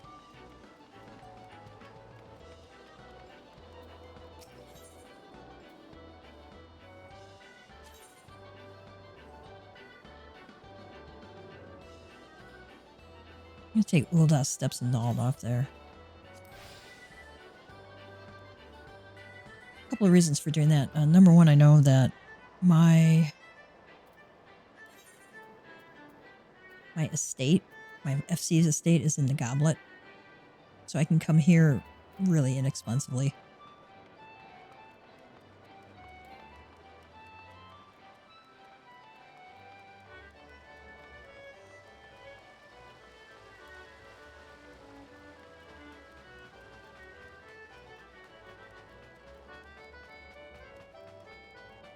Alright, let's go back to our issue. Seek passage to Ul'dah. The other thing is, if you want to go to like Gridania or Limsa, you can come to here because passage to Gridania is only 120. So sometimes you can save money by going to the Gold Saucer and then traveling to these 3 cities.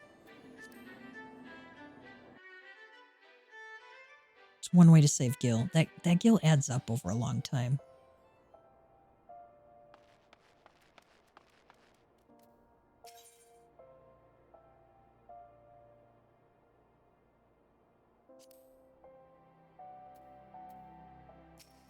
I wonder what that blue quest is for. I don't know.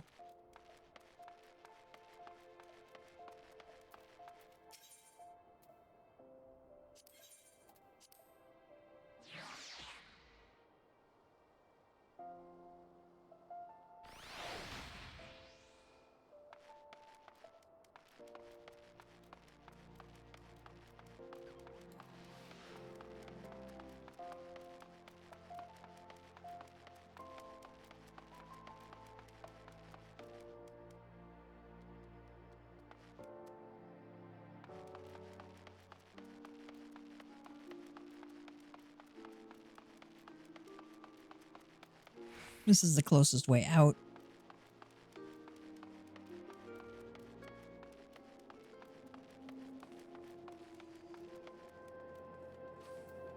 We have to go to Western Danlin. Okay.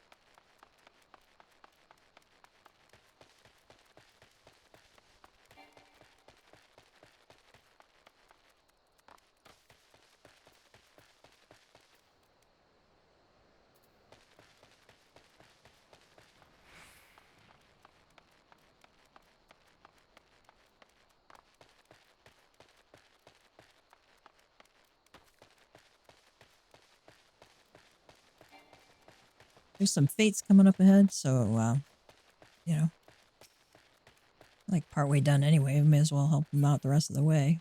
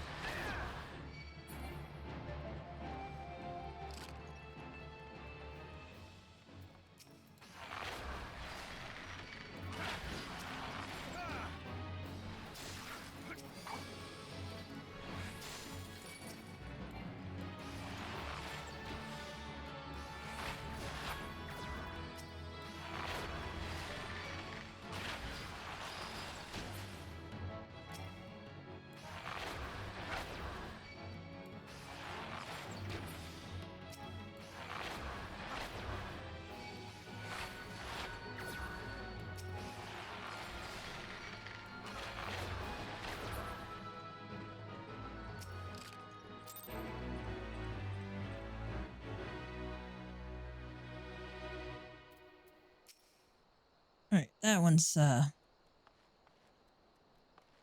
don't want to run down there. Because it'll be a pain to get back up. So I'm going to bypass that one.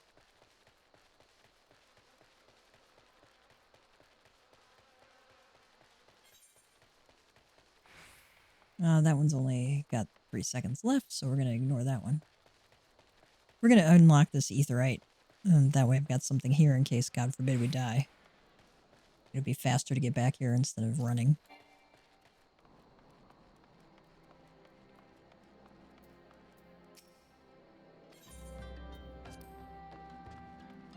Or maybe I do have it unlocked already. I don't know. Nope, I didn't.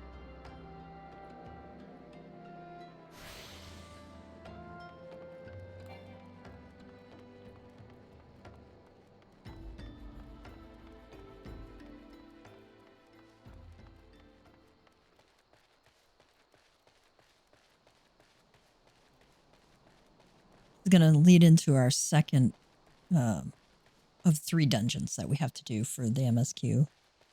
And after we do the third one, I think it unlocks the duty recorder so that we can queue for what's called the daily roulette, which gives a ton of XP.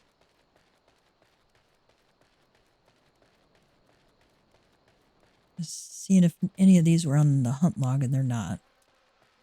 Alright. Sometimes monsters inside dungeons are also on the hunt log. So there in Alian, we found Dolorous Bear and his entire party dead. The giants were thorough in their work.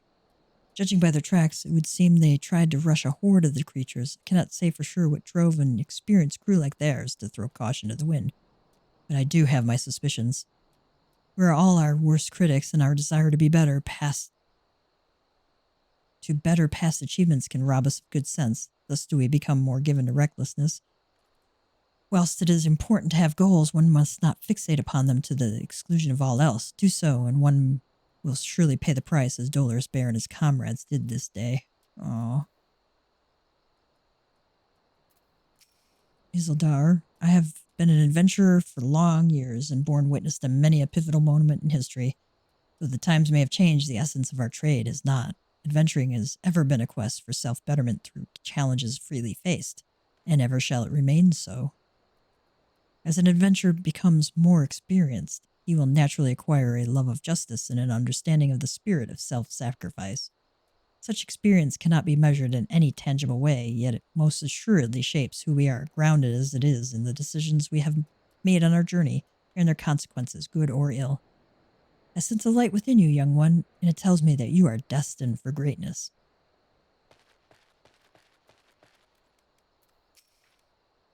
We Stone Torches are in charge of security within Copperbell Mines. Access is restricted until we can better assess what exactly has transpired there.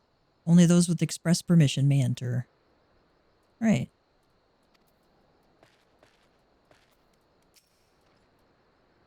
There's been an incident inside Copperbell Mines. We're here to ensure that its effects are contained, but for your own safety, I suggest you stay well away from here. What? You're the adventurer who's volunteered to quell the cat and cares? I didn't think that Papa Shan would be able to find someone so quickly, if at all. The giants are content to wreak havoc inside the mines for now. But it's only a matter of time before they think to come outside. The sooner you see to them, the better. Make ready as best you can and enter at will. All right. We now have this available.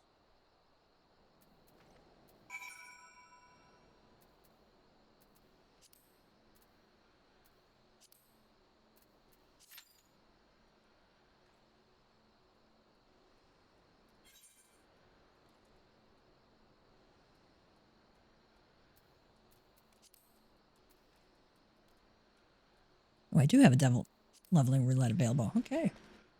Granted, it's like really small selection of options there, but it's there.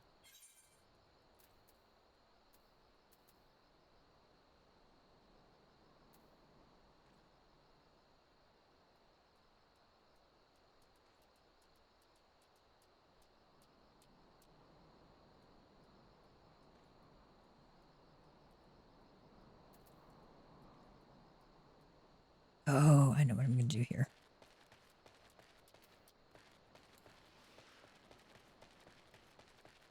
While we wait, it's going to be about, I don't know, 16-ish minutes for the queue. We're going to run over to Vesper Footfalls area. Vesper Bay. We're going to hit the Chocobo Porter there.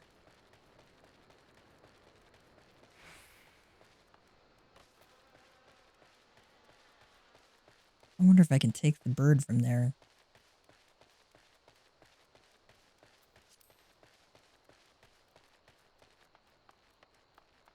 We'll find out.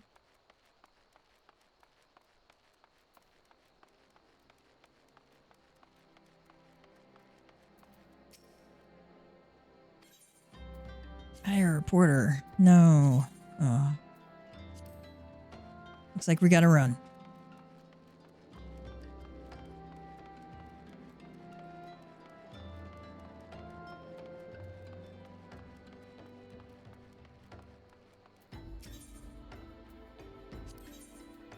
Let's repair.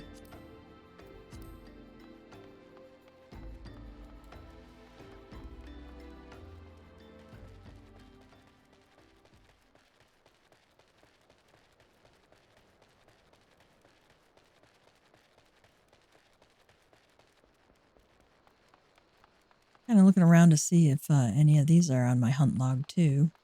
I've got to be a little bit careful about the vultures there.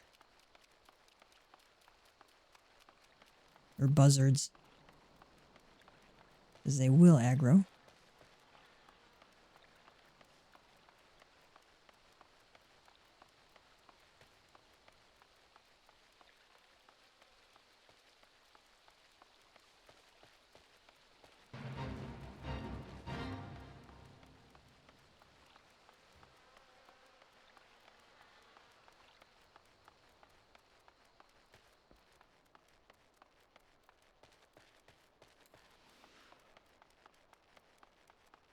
All right. Almost there.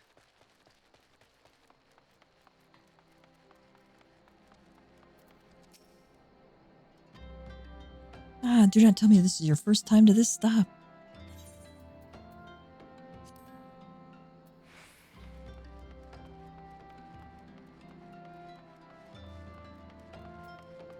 Spheregeim has Color Your World. Spheregeim wants to show you a whole new world of colors. You there, yes, you, the decisively unfashionable adventurer. Gods be good. Never in my life have I seen such unapologetic focus on function at extreme cost of form. The mere sight of you fair makes my eyes bleed. As a lover of all things aesthetically pleasing, I cannot in good conscience allow you to continue roaming the realm in that sorry state. I believe your appearance can yet be salvaged through the use of color. I will teach you how to go about dyeing your outfit, but first I must have a drink. The heat is giving me a vicious thirst, and I won't be able to talk for any length of time. Be a dear and buy me a bottle of orange juice at the stall by the northern gates, would you? Once I have moistened my throat, we shall see to the business of remedying your appearance. And we're going to pick up this other one. He's going to want us to Get another bottle of juice, too. Your guy wishes to impart to you her knowledge of glamours. Oh, dear, dear, dear. This will never do. My sense of aesthetics simply won't allow it. How can you go out dressed like that? My dear, if only you'd spare a thought for style and coordination. Yeah, speaking like a true, well-coordinated chick there. I hope your garb holds up during a scuffle because there's little else going for it. That's it. I've made up my mind. From this day forth, I'll take it upon myself to save you from any more fashion disasters. Let me see. So much that needs to be addressed. Where to even begin?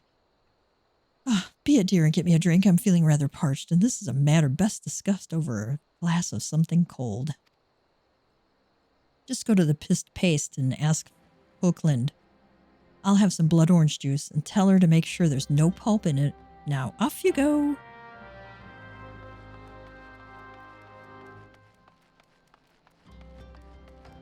We gotta get some orange juice over here.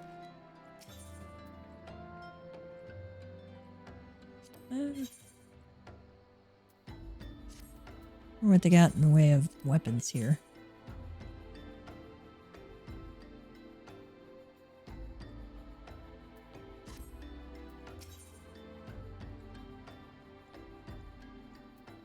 Purchase items is what you need to select there.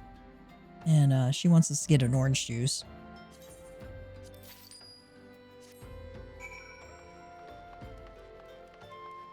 Wonder when his thing comes open. Alright. 32 and 44. Okay. Those unlock some dungeons.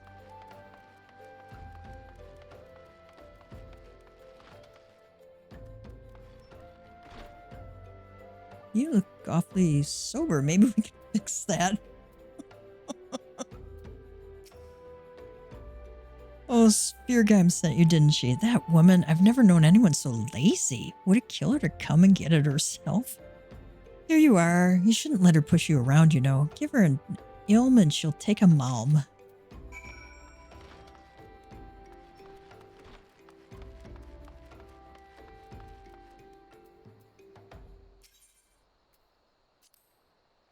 Pray tell, have you brought my orange juice? Lest you have forgotten, the merchant who sells it can be found just inside the northern gates. Yes, we have gotten it for you. Go. Phew, that's a relief. Finally, I can teach you how to bring color into your life. Listen well. There are handy items called colorants, which allow folks to dye their outfits a veritable rainbow of colors. These colorants are so simple to use, adventurers have no excuse to be fashion unconscious. Lest you worry about that dyeing will affect your garment's precious properties, you may rest assured it will not. The practicality you adventurers love so much will not suffer for the change in appearance, a change for the better. It should also gladden you to know that garments can be dyed repeatedly so that there is no fear of getting locked into one color. The garish pink that seemed like such a wonderful idea after a dozen glasses of red can be undone. And that is all you need to know about dyeing gear. Now, what are you waiting for? Get out there and bring some color into your life. All right.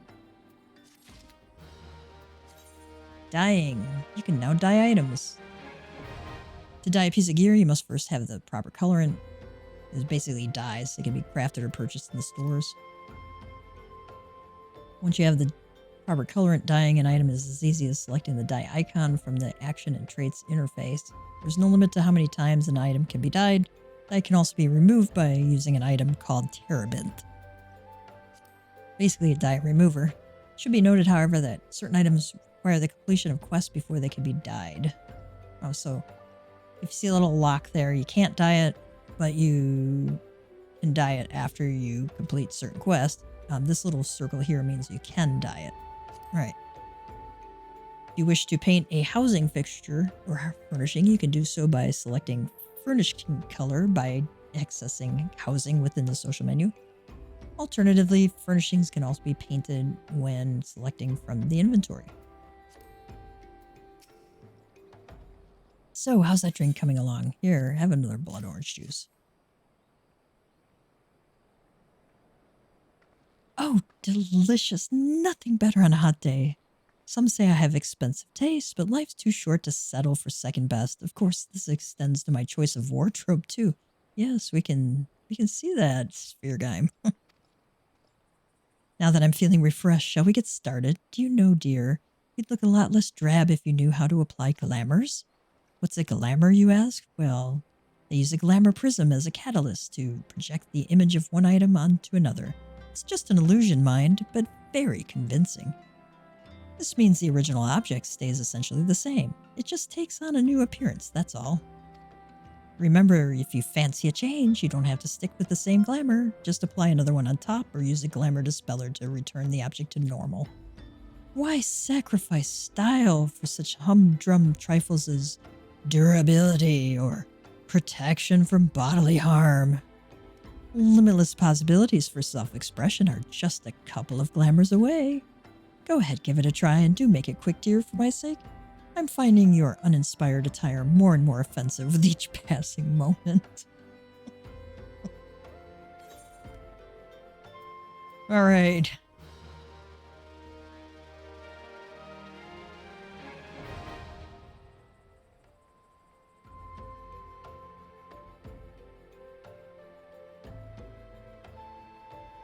Glamour dressers and in-rooms are now available. You can use these dressers to transform items into glamours and create ensembles for quick and easy use. They allow you to alter the appearance of equipment through the use of illusory magic to change the appearance of an item, highlight it, and select Cast Glamour from these subcommands. Casting glamours requires catalysts known as glamour prisms. Please note that for the illusion to take effect, the projected armor must be compatible with the glamour gear's level, class, race, and gender. Glamoured items cannot be sold or traded. Furthermore, the item lending its likeness will become bound to you. With these conditions in mind, by using glamours, you can always look and perform your best. Don't glamour an item. Go to your inn. Create a glamour plate on your glamour dresser. Is your inventory cluttered with gear that you only wear on special occasions? Are glamour prisms causing you headaches? Glamour dressers have been added to in-rooms across the realm to make applying and managing glamoured gear simpler and more intuitive. Start by adding gear to any glamour dresser, where it is instantly transformed into a glamour. Next, use glamour plates to create full sets of glamour attire, which can be applied to your character all at once. It also does not require you to use glamour prisms every single time, so save the items we want to save in your glamour dresser. Use that on your... make some glamour plates. And you'll be able to, from your character screen, apply a new glamour as long as you're in a city. Or any sanctuary area. Sphere Game. Oh. Here's a quest for you to learn how to craft glamour prisms, but you have to be a disciple of the hand or at level 15, so we don't have anybody there.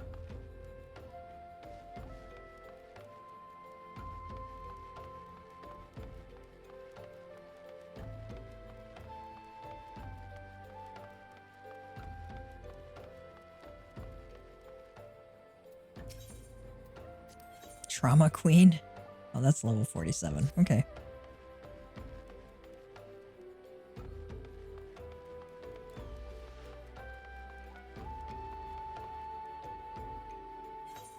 One thing you'll notice on your map, and your mini-map, you'll see an anchor. That's a ferry dock. I don't know if it'll let me take a ferry yet, but...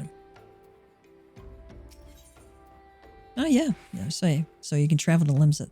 If you never need to get to Vesper Bay and you don't have Vesper Bay tickets, going to Limsa and taking the ferry over is the fastest way to do it. Okay? Don't do what I did, which was like run like crazy all the time from Ul'dah. Because I forgot about that.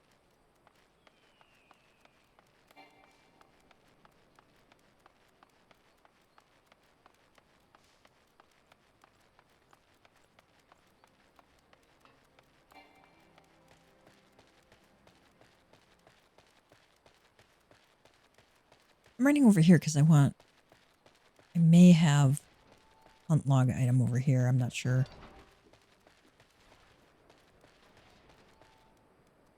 Nope. Oh, all right. Let's see where our hunt log is. We're still waiting for... Oh, this is going to be a long wait for this copper bell mines.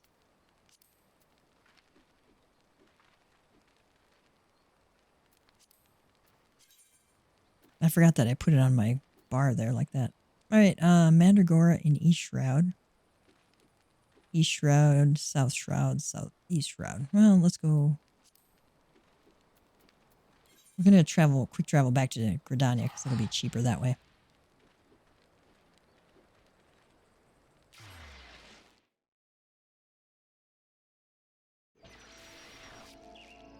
I don't know if I can go to the inn room yet or not. We'll find out.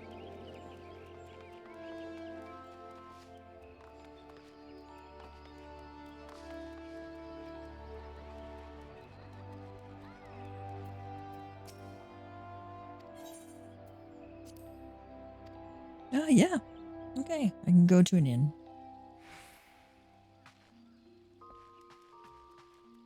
Did I put stuff in my armoire already?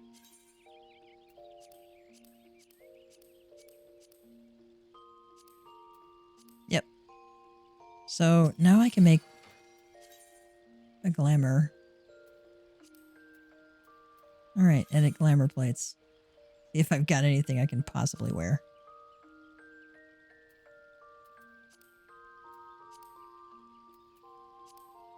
Let's select all.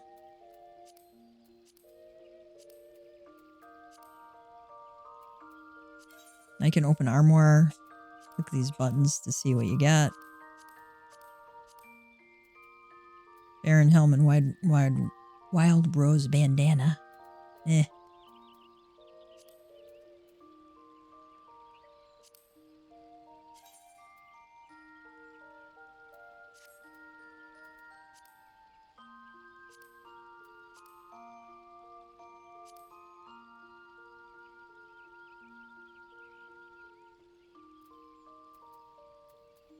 See if I got anything in my glamour dresser. Nope. See what I got for hands. Pants, nothing. Let's see what I got in my armoire for that. Strafe gloves. Actually, those look pretty good.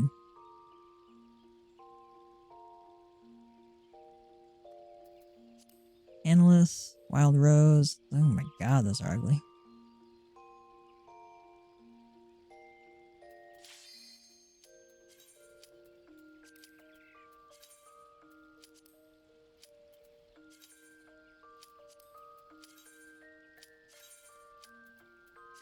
Okay, commence. Oh, I gotta remember to eat food when we get in there too.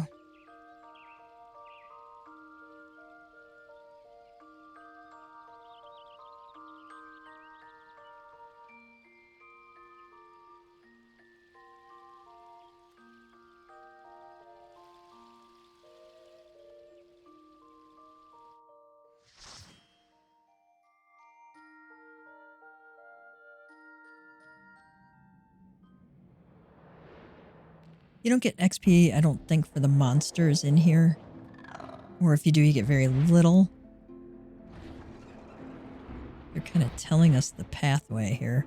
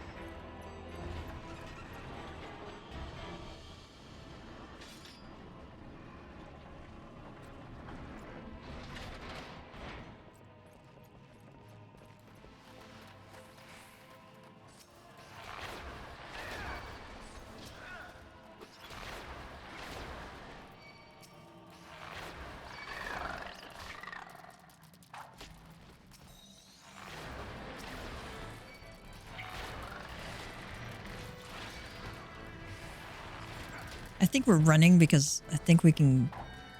yeah, the other one's de-aggro there, so... He might just be pulling to pull too. He's gonna do a wall-to-wall pull. That's kind of risky at this stage.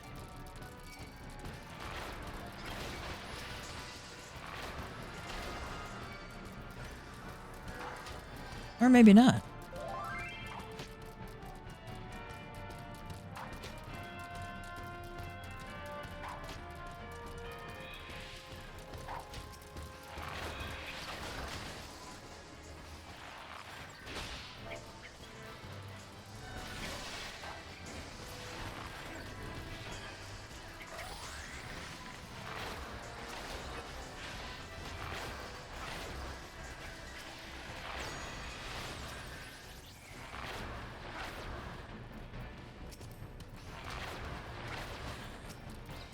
Okay.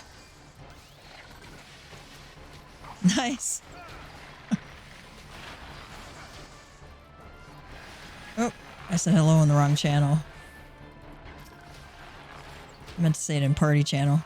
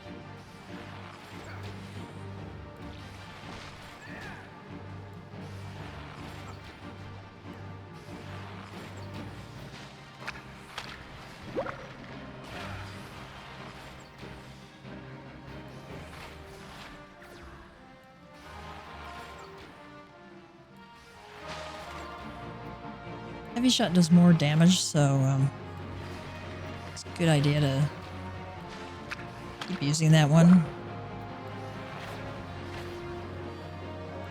instead of like venomous bite all the time. Venomous bite just is your dot, your damage over time skill.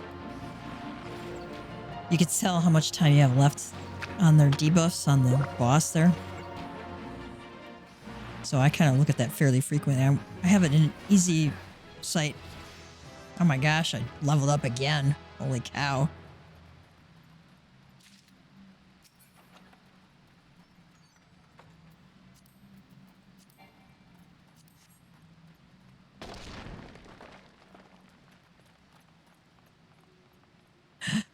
Yes! Got quick knock.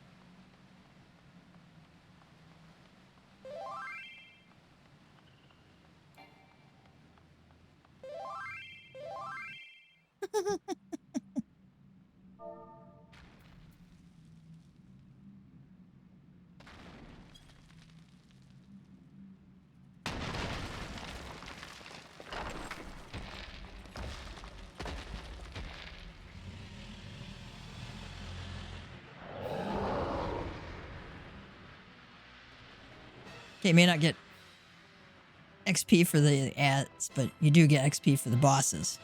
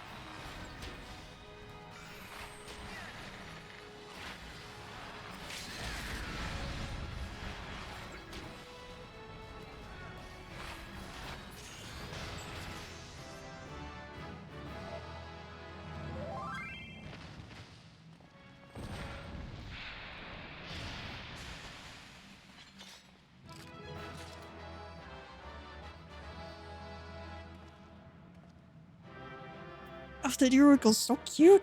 I just can't stand it. It's so cute. It's like the biggest reason why I played a male Makote instead of female.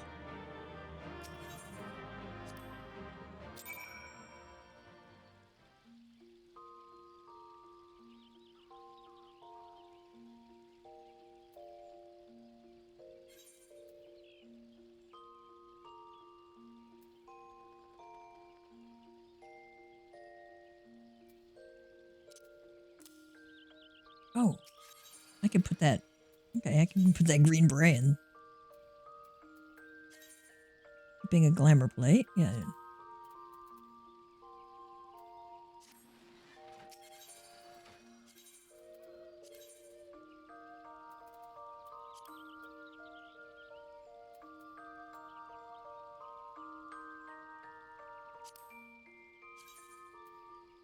See what that looks like. Oh, God, that's cute.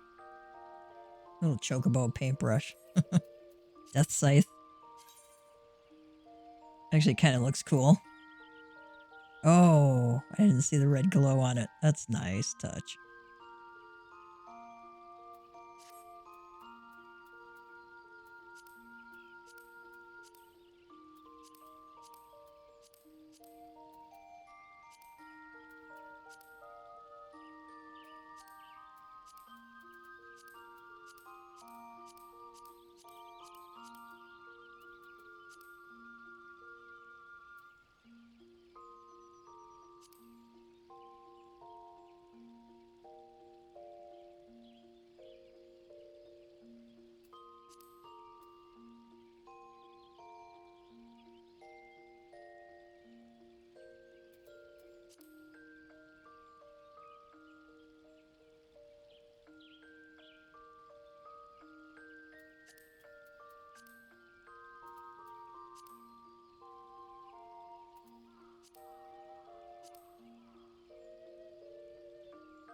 Those are very ostentatious boots.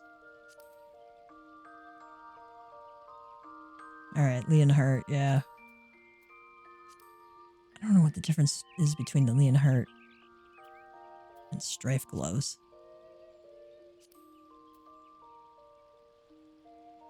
It looks like they have a little snap on there. Okay, cool.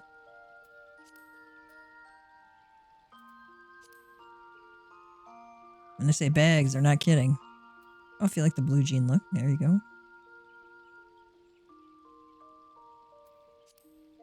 No.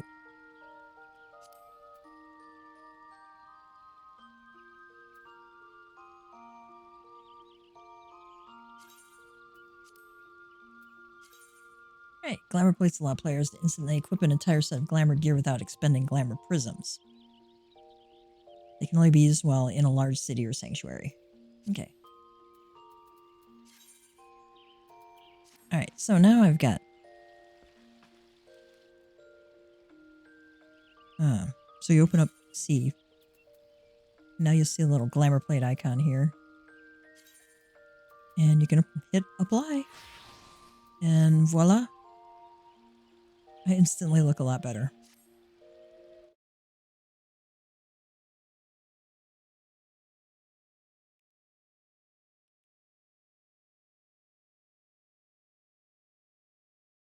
There are also items called the Emperor's New Glamour Set, which basically gives you a blank. It just makes it appear like it's empty. I gotta figure out where you get it at.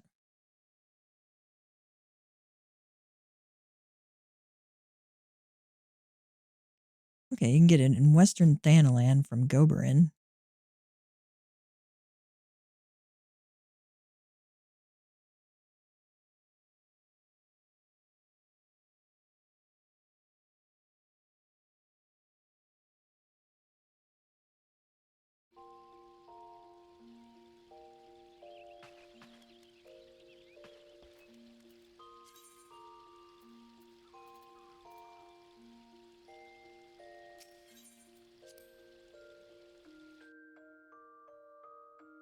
So he's either at that, in that little city, Ether City, or he is,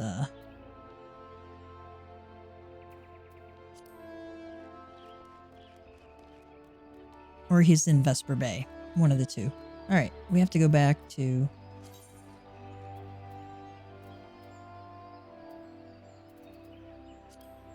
So here's where it comes in handy to have Gold Saucer unlock, because it's 203 to go there instead of 359.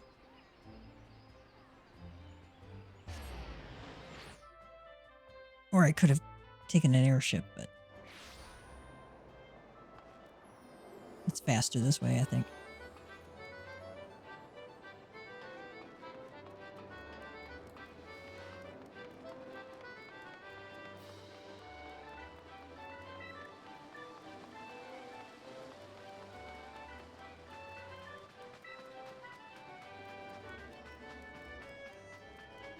Maybe a little faster.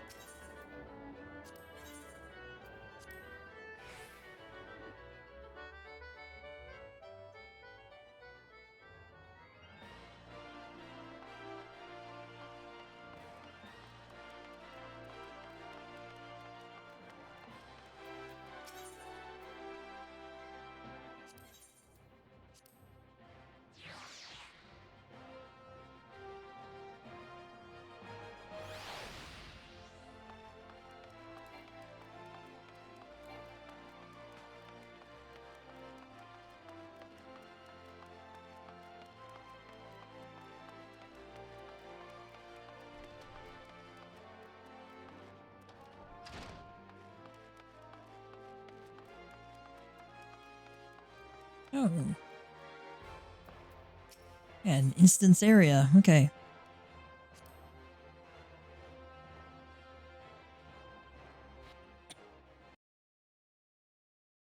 Ah, the Conqueror of Copperbell returns. Thanks to you, our mining operations can resume.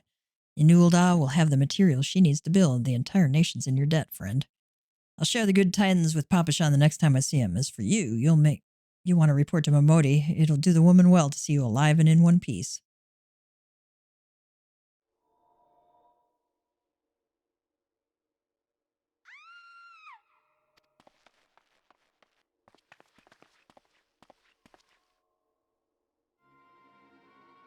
Obnoxious merchant. Shut your mouth, you thieving little swine. You stole from me. Don't even think to deny it. Please, sir, I didn't steal nothing. I bought this, paid for it with my own coin. What rot. You refugees are all the same. Couldn't afford maggoty mole meat, much less a choice cut of dodo.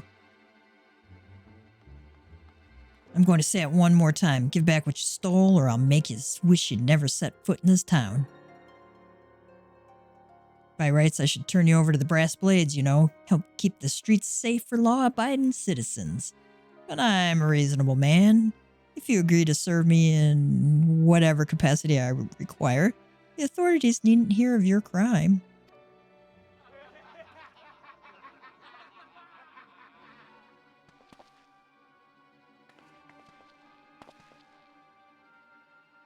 But I ain't done nothing wrong. 12 is me witness.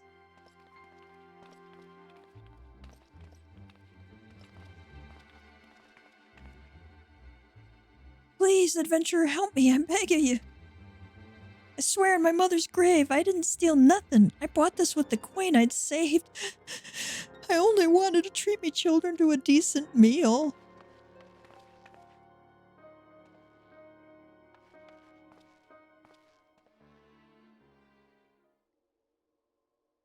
And who the hells are you when you're at home? This dog's master?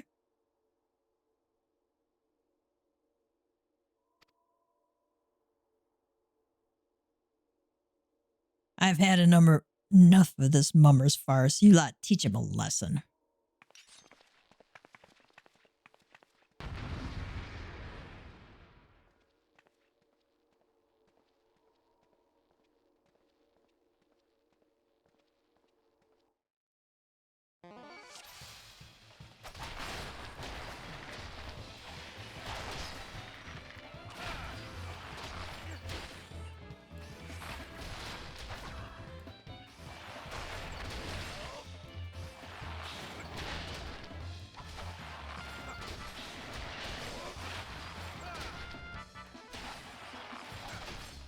I should have stopped at 7th ale. Kite! Still bloody good, but give me a hand, will ya?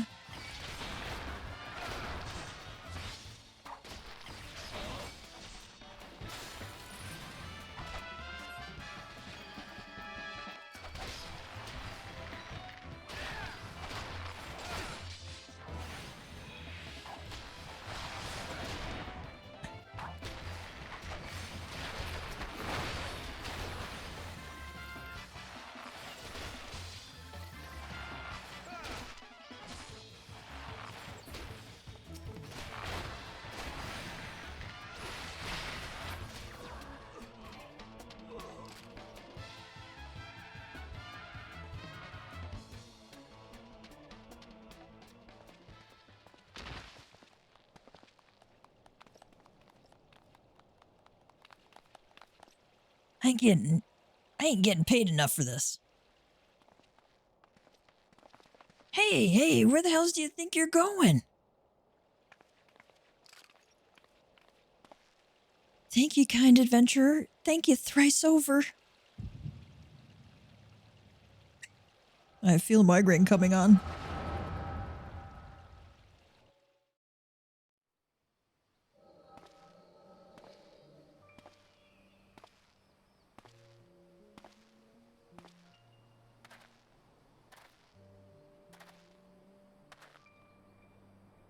I'd swear there were more refugees than when I last looked. And you wouldn't be mistaken. But it's been 5 years since the calamity. Why are they only coming here now? It's simple, really. While a number of hamlets survived the immediate aftermath of the calamity, many were no longer able to support their communities. The residents found their lands had either been rendered barren or cut off from trade routes, and problems like those aren't easily solved. Though they tried to make the best of it, it was only a matter of time before they were forced to abandon their homes and seek a new life in the city.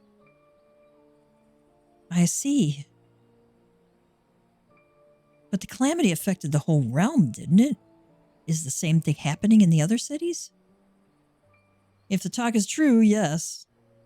Though perhaps our situation is more pronounced. Ul'dah has a reputation for being prosperous, so it's natural that the refugees would try their luck here first. My heart goes out to them, truly does. But I'd be lying if I said that I wasn't apprehensive. I hope their presence doesn't foment lawlessness in the street. Well, things do take a turn for the worse. We always have the immortal flames. I dare say the brass blades would welcome their help. The heroes who fought the Garlean Empire, patrolling the streets for riffraff? It may well come to that. Impoverished and desperate as they are, you may be sure that some of the refugees will turn to crime. You know what this place is like. If you've no coin, you've no hope. What will become of our city? Not all refugees are bad, mind you. Some are able to find employment and lead honest lives. Dodo tenderloins. Get your dodo tenderloins, guaranteed cheapest in Thanalan. Thank you for your custom, madam. Please come again.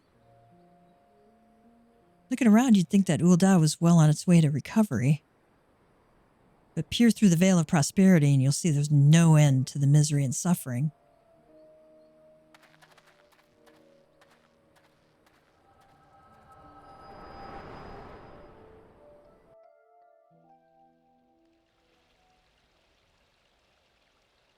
Sir? Are you all right?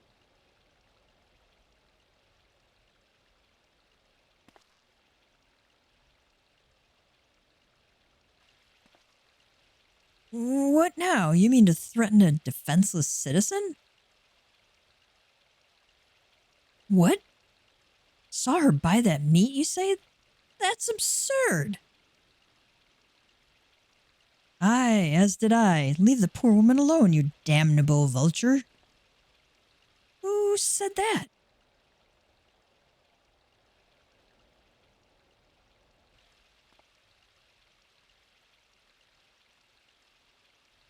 Ugh. I'll overlook this, but just this once.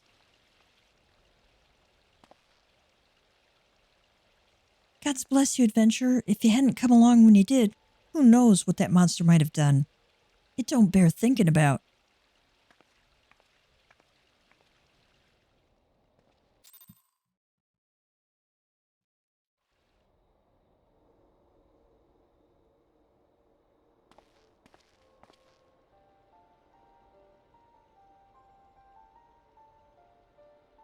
Case closed. Hello again. We've been keeping a close eye on you ever since you left Gridania. You discharged your duty as envoy impeccably and never once faltered in the face of myriad dangers. But more importantly, Ida says, you were always ready to help those in need even if you didn't stand to earn a gil by doing so. Epilemo, you are possessed of all the qualities we seek in an adventurer. Of this we are convinced. Even if you were kind of dragged into that business with the dodo meat. Yes, thank you, Ida. Ahem. And then there is the matter of your gift. I dare say you are curious as to the nature of the vision you bore witness to moments ago. Well, we can help you to understand it. Ida says, you're not the only one with that power, you know. We have a friend who has it too, and we'd love for you to meet her. Epileno, and meeting her is only the beginning, for we would also have you lend your strength to our cause. In return, we should be glad to assist your adventuring endeavors in whatever way we are able. Should you decide to take us up on our offer, and I sincerely hope you will, pray speak with Momodi. The proprietress of the Quicksand is a good friend of ours. She will tell you where to find us. Why can't they just tell us now? Wait a minute. We haven't even told you the name of our order. We're the Scions of the Seventh Dawn, defenders of justice. Oh, but don't tell anybody, except for Momodi. She knows already.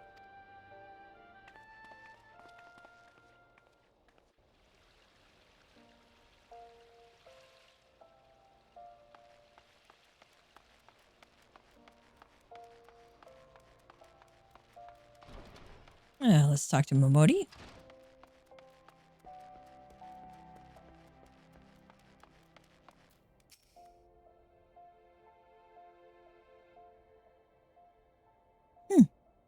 Scenes like that are becoming even more common, I'm afraid. Don't worry, though. If you work hard, you'll probably be all right. Saying that, if you ever find yourself in a spot of bother, come and see me. Just don't go pestering me every time you graze your knee, eh? Of course, I do enjoy hearing tell of a gentleman's woes with the women folk from time to time. Nice. Gav, sorry to keep you waiting. I was just providing guidance to a fresh-off-the-carriage adventurer. But gods, it's good to see you safe and well. To look at you, no one would ever guess that you've been hard at it with giants in the dark. You're every ilm the adventurer Mune said you'd be, Gav. The station master will be overjoyed when he hears the news. Oh, before I forget, there's a lass here who wants a word with you. Didn't actually know your name, but hearing her description, I know who she meant right away. Etta says, thank you for sparing the time. I realize you don't know me, but I've been longing to speak with you for a while now. My name is Etta. I'm an adventurer like you, though I'm not very good at being one, if truth be told.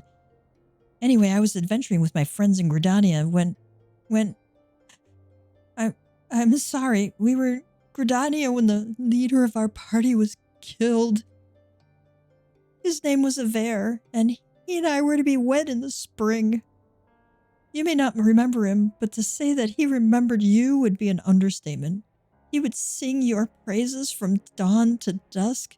He saw you for what you are, you see, an adventurer's adventurer, and swore that he would be like you one day. I believe that he would have succeeded had a fiend not robbed him of the chance. Since that day I have thought long and hard about giving up adventuring. But when I think of the man you are, of all that you've achieved, I find that I am inspired just as Aver once was. And so I've decided to start again as an adventurer. I will go back to the village of my birth and begin my training anew. But I wanted to meet you first, to ask you your name. Gavtia. I shan't forget. Thank you, Gavtia. I pray that we will meet again. Fare you well.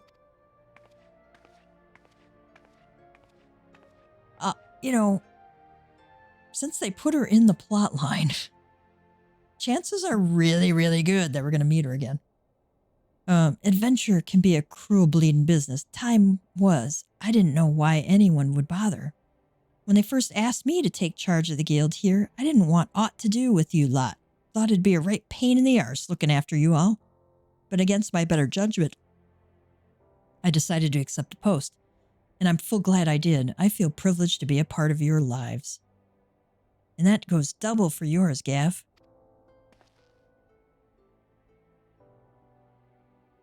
What did you say? You want to know about the Scions of the Seventh Dawn? They're beginning to move in earnest, then.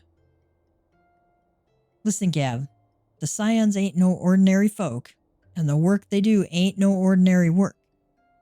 I know full well how capable you are, but even you would think twice about attempting some of the stuff they do, knowing that, if you're still certain you want to get involved, I'll tell you what I can. Well, it's kind of part of the plot, so we sort of have to. Okay, complete.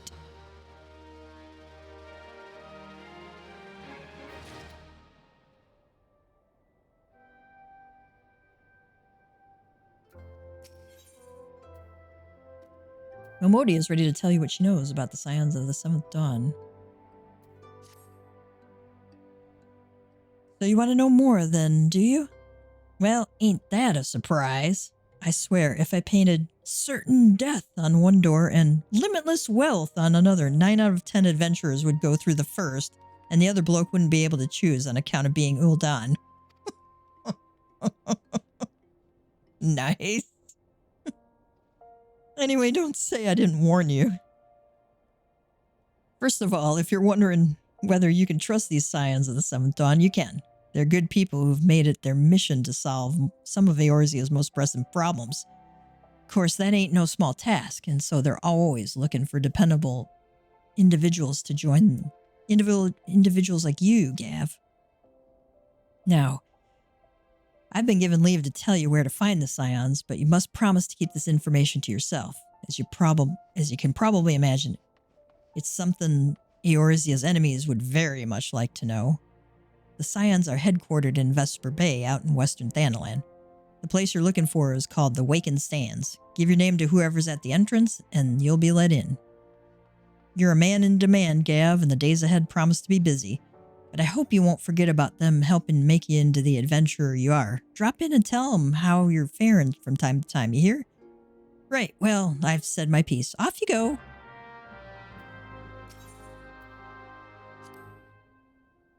You found your way to the quicksand, Gav. As you can see, we cater to a clientele with an adventurous streak. With the chaos left in the wake of the calamity, the townsfolk will be needing the help of my patrons more than ever. Especially accomplished adventurers like yourself. Alright. Let's, I'm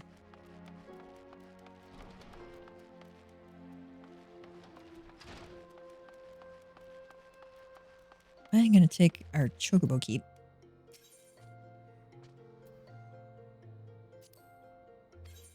I'm gonna take it to Horizon. Mainly because I want to see if the vendor for the Emperor's gear is there. Dismounting porters.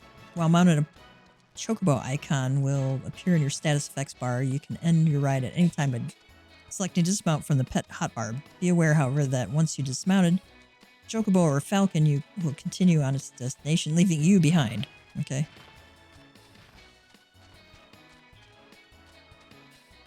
But the nice thing is, while you're on these things, you won't get aggro, so you don't have to worry about that part. I don't like my hotbar being taken over by that thing. Hotbar settings.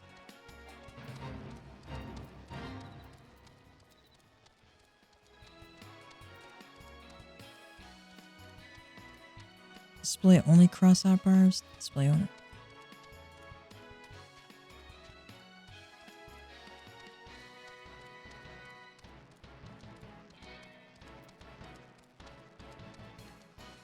I don't want my hotbar replaced with anything there.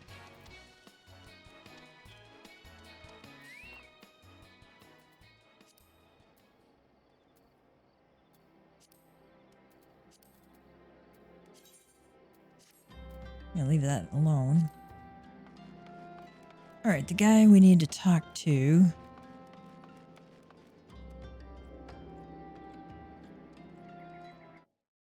is Goberin.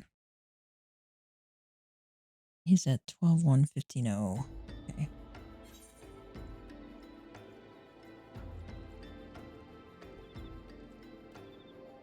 Oh, nope, he's in Vesper Bay. Okay. I am going to talk to the mender, though. I know we need to mend.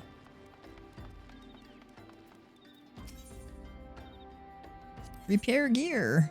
Yes.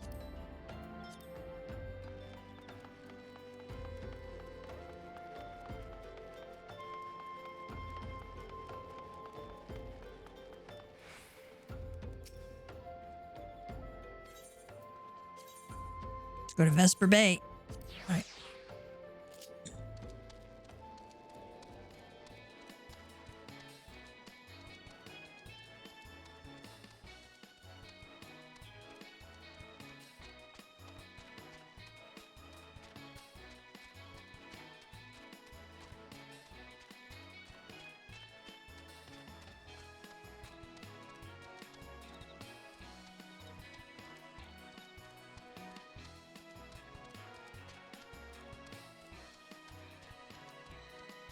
Nice thing is, I don't have to worry about these arbor buzzards growing.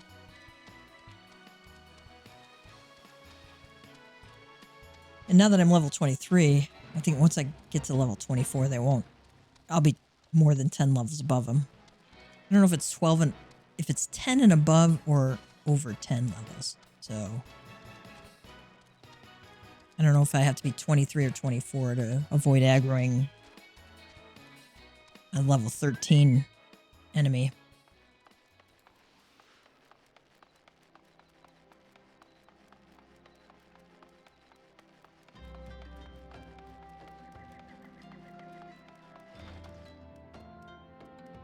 Oh, here's Tataru.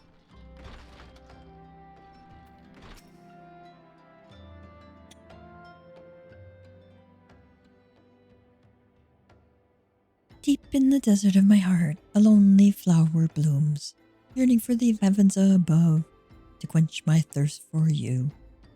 La la la la la la la la la. What?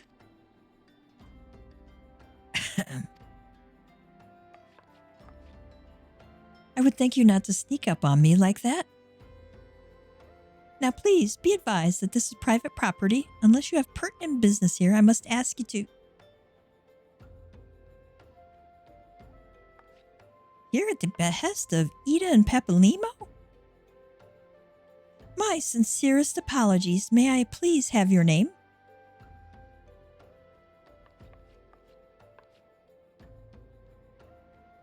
Yevtia. Yevtia. Oh, here you are. I bid you welcome to the Waking Sands, headquarters of the Scions of the Seventh Dawn. My name is Tataru, and I look forward to assisting you during your time with us. The antecedent is within the solar. I shall let her know to expect you.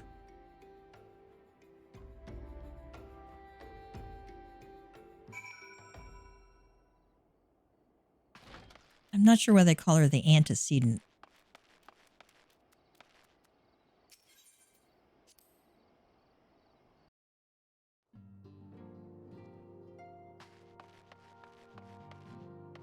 I'm going to go look around here.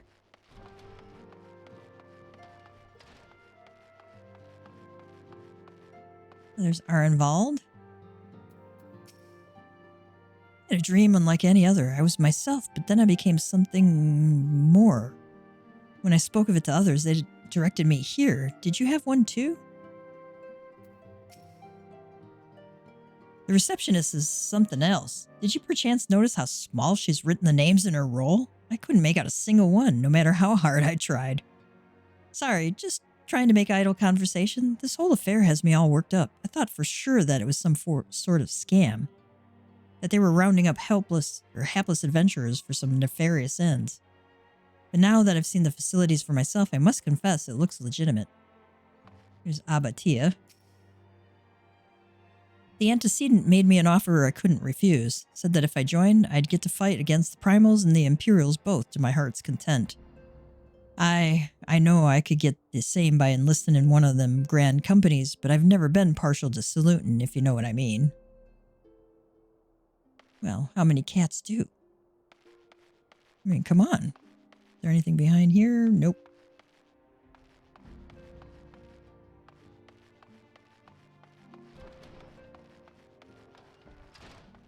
I know that door up there is locked. You need not fear, this location is secure.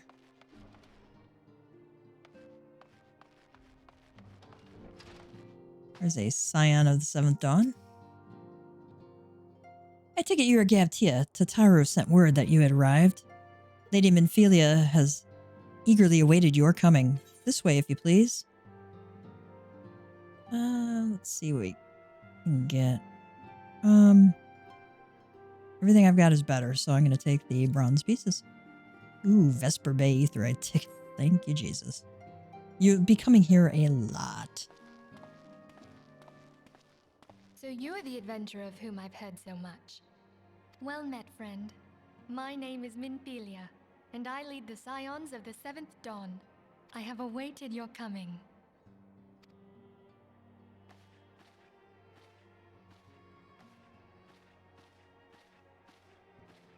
Please, be at ease. You are among friends here.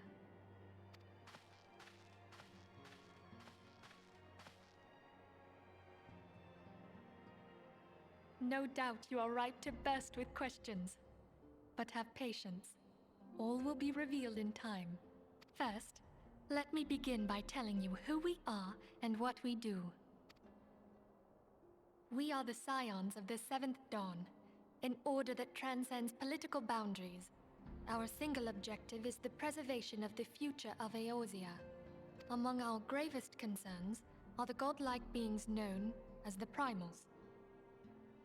Their existence is a bane upon Eorzea, nay, the world at large, and we have striven to find a lasting solution to the threat they pose. Our order is home to a number of individuals who, like you, possess a rare and special talent. This talent takes various forms, but one holds particular interest for us. Tell me, have you ever experienced a sudden, inexplicable loss of consciousness? Have you ever had the sensation of being pulled away from reality? Felt as though you were hovering in space, a mind without a body? All these things are the manifestations of your talent. Yours is the power to transcend the boundaries of the soul, a power known as the Echo. The Echo allows you to pass through the walls of a man's soul and hear the resonations of his past. You will be there in his memories and see things as he saw them. You may even interact with that which you see, though you cannot change the outcome of events. For another blessing, the Echo will enable you to know a man's mind even if you cannot comprehend his words. In short, the Echo is a truly extraordinary power, and this power is strong within you. It is only a shame that we cannot use it whensoever we choose. That's right. I too possess the Echo. With that established, let us return to the subject of the Primals. So long as they exist, the realm cannot take so much as a single step towards true peace. Measures must be taken. Measures which transcend boundaries, be they of faction, race, language, or creed. And to do so, the Scions require the aid of those with our talent. Make no mistake, the Echo will be instrumental in dealing with the primal threat. Without it, we cannot hope to save the realm. I know not what it is you desire for yourself, nor what it was that first brought you to Eorzea. But I firmly believe that the power we possess was given to us for a purpose. Why else would the gods entrust man with a gift so extraordinary, if not to have him use it? And so I implore you, lend us your power.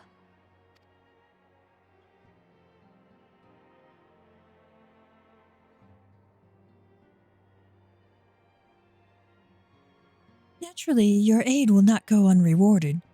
We are fortunate to have a number of influential allies, and at a word from me, they will gladly afford you certain privileges that might otherwise be denied you. The right to employ retainers, for example. Are you familiar with them? They are individuals who may be relied upon to manage your assets and belongings on your behalf.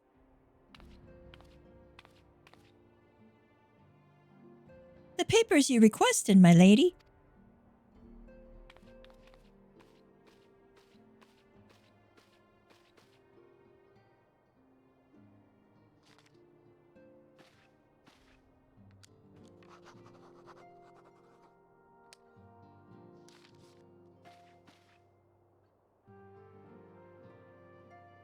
Thank you, Tataru. The pleasure is mine, my lady.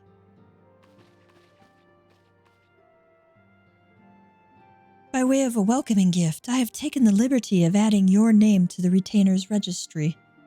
As of now, you are entitled to employ the services of a retainer. You will need to consult a retainer vocate regarding the particulars of this arrangement. But believe me when I say that retainers will prove invaluable to you in your adventuring endeavors. They do, yes. Let this gesture serve as evidence of our commitment to do all in our power to facilitate your personal objectives. In return, we ask that you aid us to the fullest extent of your talents. A mutually beneficial relationship, I am sure you will agree, and one which serves the greater good besides. Well, that was a veritable lecture, was it not? Forgive me, but it is important that all concerned are aware of what is expected of them. Now you know our purpose and what we can offer you. I invite you to consider joining us. When you have come to a decision, you may tell me without fear of censure. In good faith, I shall entrust you with our order's password, which our members use to reach one another when afield. It is Wild Rose. Pray, keep it safe.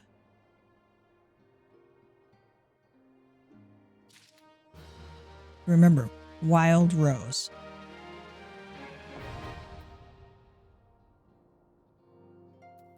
Hiring a retainer. They're helpful NPCs who can be hired by players to carry out such tasks as storing excess skill and gear, or selling unwanted items on the markets. They may also be sent afield on ventures. A contract of service can be drafted by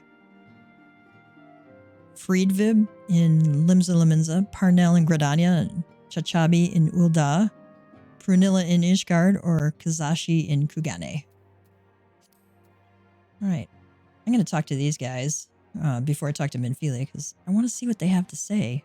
I missed all of this the first time I went through this because I didn't know that I could talk to them. Our organization, the Scions of the Seventh Dawn, was formed through the union of two separate entities. The first was composed of Charlian natives such as myself and was called the Circle of Knowing. The second, made up of individuals that share your rare gift, are known as the Path of the 12. The terrible events that ushered in the Seventh Umbral Era taught us that only together may we stand against the evil that seeks to consume us. Summoning a primal is no small feat. It requires a tremendous concentration of ether, which is why the beast tribes go to such lengths to obtain crystals. Once they manifest in physical form, their unquenchable thirst for ether only grows stronger. They would drink the land dry with nary a thought to the consequences. Considering their fearsome strength, it would be well within their ability to do. It is for this reason we must do our utmost to oppose them.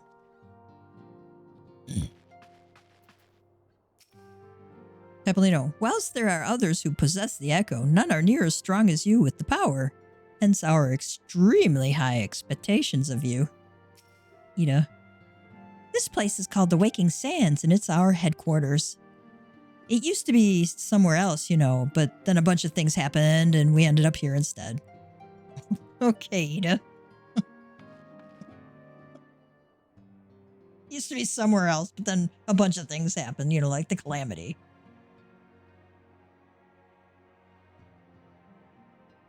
Bunch of things happen. Urianger. 7 waning moons see 7 suns rise. Divine order royals, fallen corpses writhe. Thus the divine chronicles seek to warn us once more.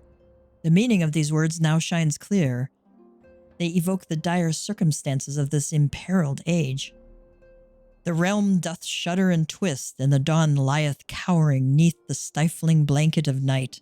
And we abide. We await the coming of the unborn era's seed, the light which shall pierce the glowering darkness. Urianger, speaking in Middle English. We Scions have but one objective, to safeguard the future of Eorzea. Among our gravest concerns are the godlike beings known as the Primals. Long have we striven to find a lasting solution to the threat they pose. I know not what it is you desire for yourself, nor what it was that first brought you to Eorzea, but I firmly believe that the power we possess was given to us for a purpose. Pray consider this when you give me your answer, Gav. So you can say, I will go whither the wild rose blooms. Yours is no small endeavor. The dangers are great, or nothing.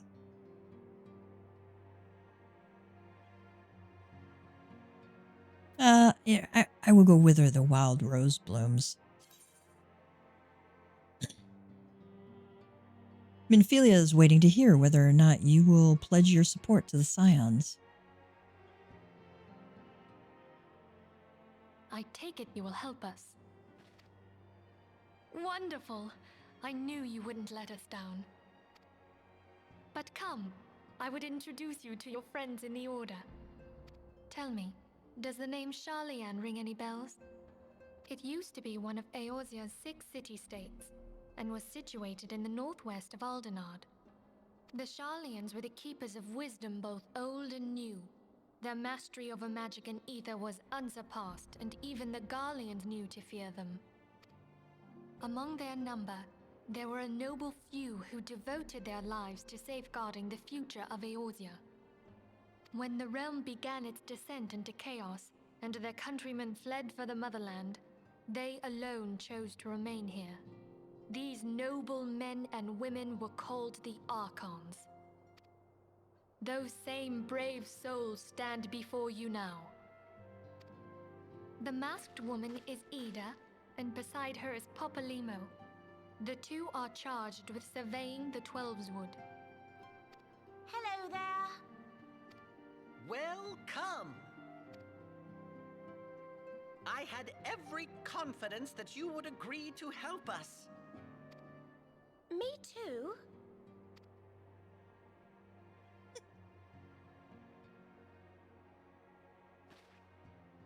Okay, my turn to introduce someone. That there is Thancred. He is our man here in Ul'dah, Jewel of the Desert. Welcome to the team. If I may, the lovely maiden beside me is named Y'shtola. Limsa Lominsa has the pleasure of being under her care. Greetings. Last but not least is Urianger, who presides over all affairs within these halls. Pray seek him out whenever you have questions.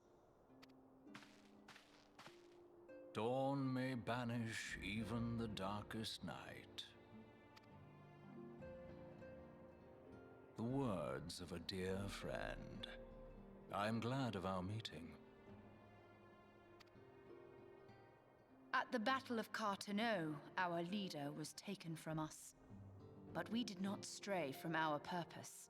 We sought out Minfilia and others with her talent, and together established the Scions of the Seventh Dawn. Along with the Archons, those blessed with the Echo play a pivotal role in our endeavor to forge a brighter tomorrow for the realm. Oh, I should also introduce you to Tataru, our clerk. She ensures that everything runs smoothly. Pleased to make your acquaintance. In time, I hope you will come to think of us as family. But without further ado, I would assign you your first task. Urianger, have the documents arrived from the students of Baldessian? Aye, my lady. They arrived but recently.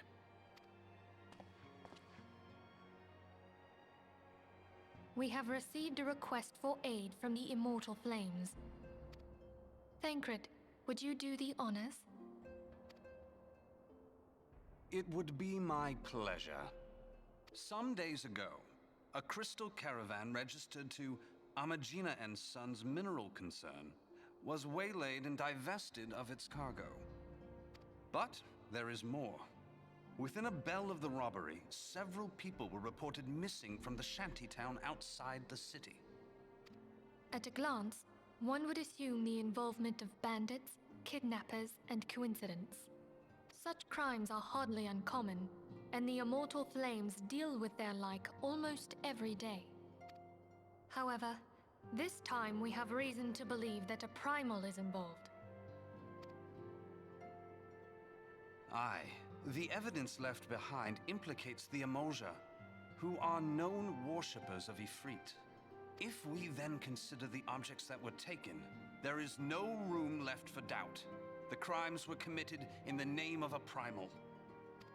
That you may better understand the nature of our struggle with the primals, I would have you play the leading role in this investigation. You have my thanks. If there is aught you wish to know, I recommend you speak with Thancred. He is well versed in the affairs of Ulda. Ever at your service, dear fellow.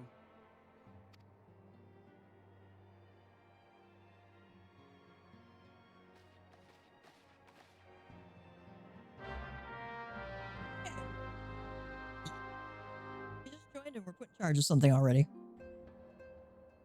Not the other Archons, but, you know, us. Let's see what Minfilia has else to say. Through this first mission, you will come to understand the nature of our struggle with the primals. The realm may appear well on its way to recovery, but reality paints a far bleaker picture. The truth is out there, Gav, and I would have you discover it for yourself. All right, let's see what Thancred has to say. Ooh, let's give myself some food here.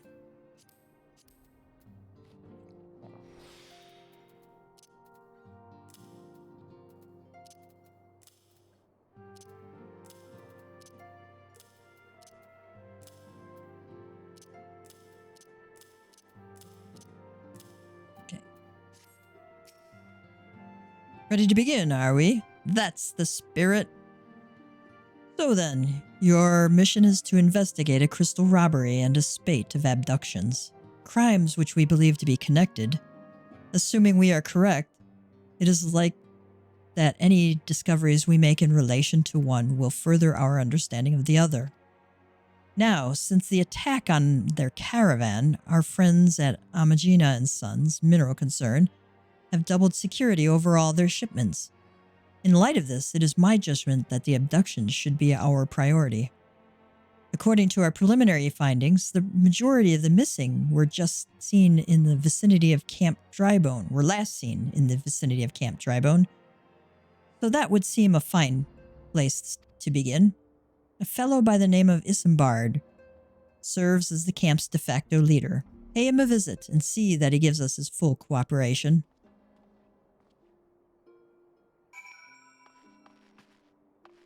Does she have anything new to say? Nope.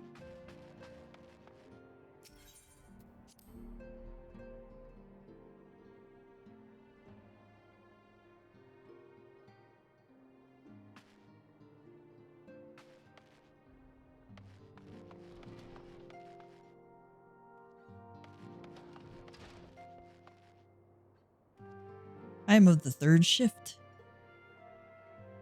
I guess we've been up late. Yeshtola.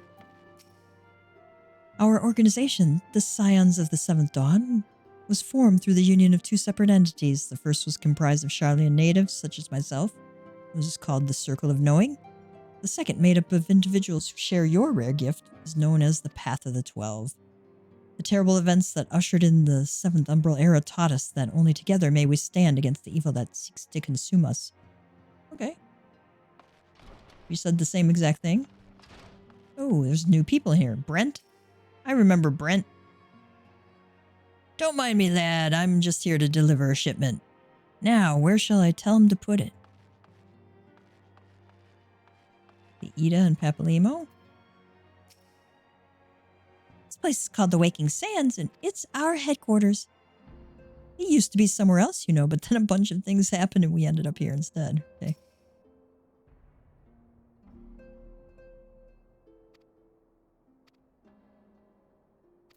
Okay, so they still say the same thing. Now we got Una Tayun here. Why don't any of these blokes know who I am? I swear I was one of them, Scions of the Seventh Dawn.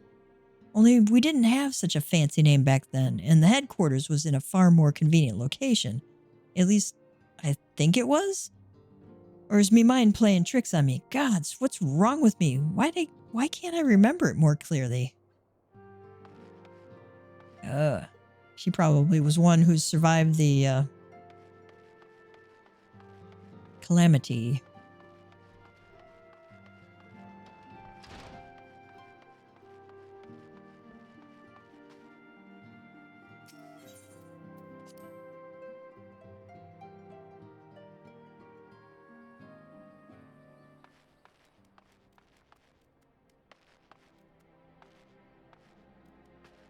What does Tataru say?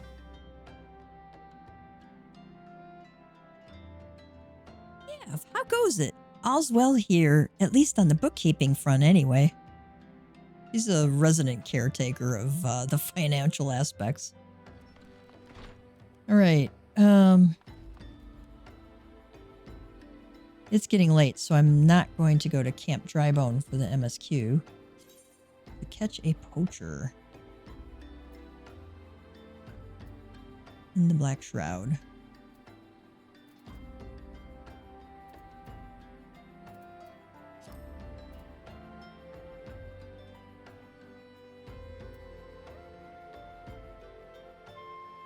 Let's pick up that job quest another time. Finally have Peloton. I'm so happy. No, we're not going to return. We're going to go to Limsa.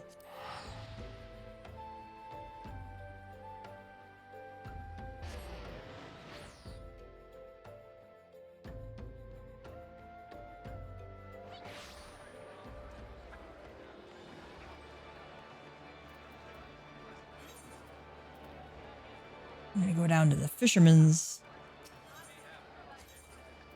dock and turn that in.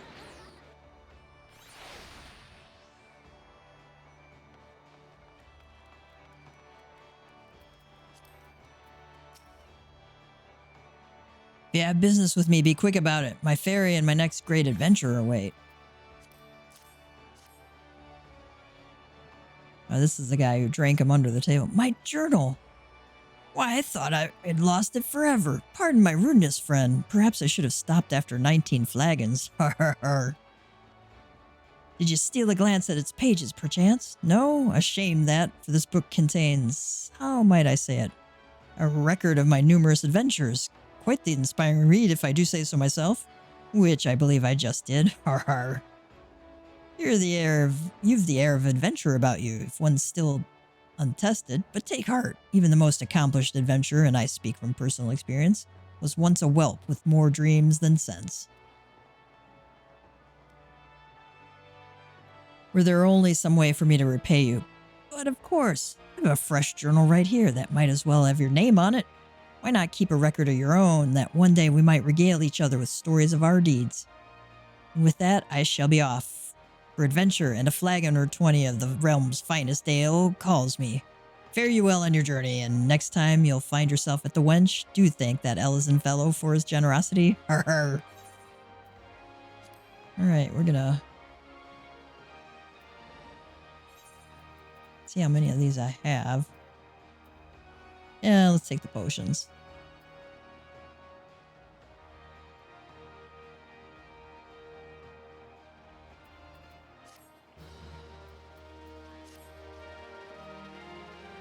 You have now access to the challenge log, which will serve as a record of your adventuring exploits. To open it, select the logs from the main menu and challenge log. Okay.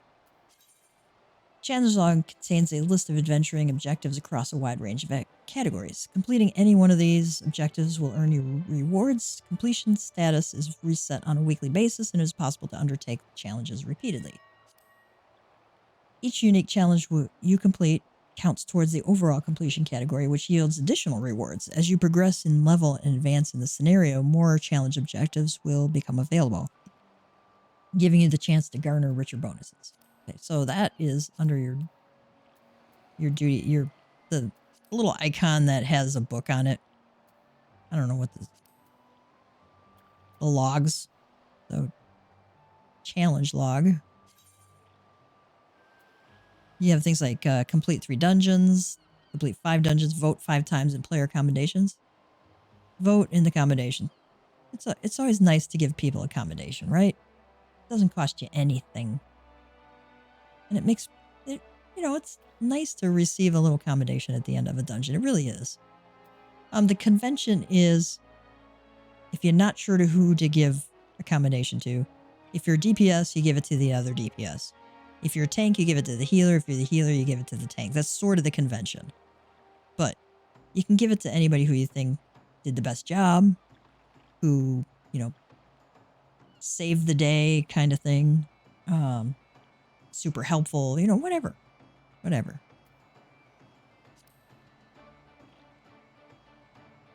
Complete 5 fates, complete 10 fates, complete 5 leave quests with different leave plates. That means different cards.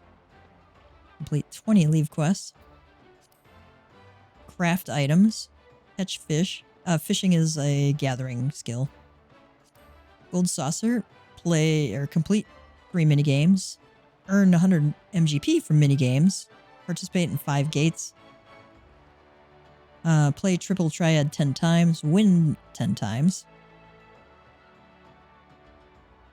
And then complete, it'll say complete 5 unique challenges, etc. There's PvP, which you haven't unlocked yet. Treasure Hunt, Allied Society, Grand Company, Retainers.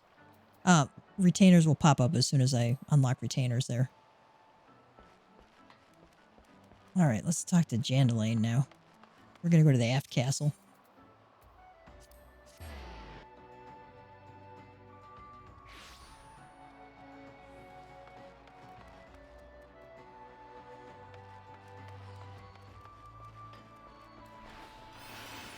See, Peloton makes you go faster. So if you don't have Sprint, you can use Peloton.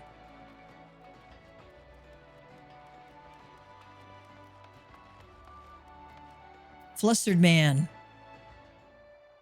If there is an ounce of compassion in you, friend, I beg of you, retrieve for me the tools of my trade, for I am none other than Jandalane the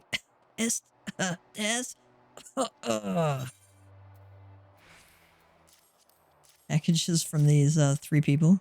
Could this be? Yes!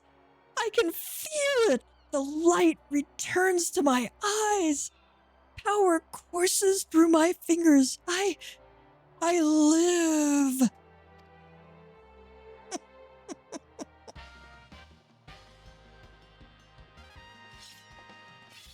Oh my god. And as I live, this unspeakable embodiment of ugliness must die. Be gone, foul demon!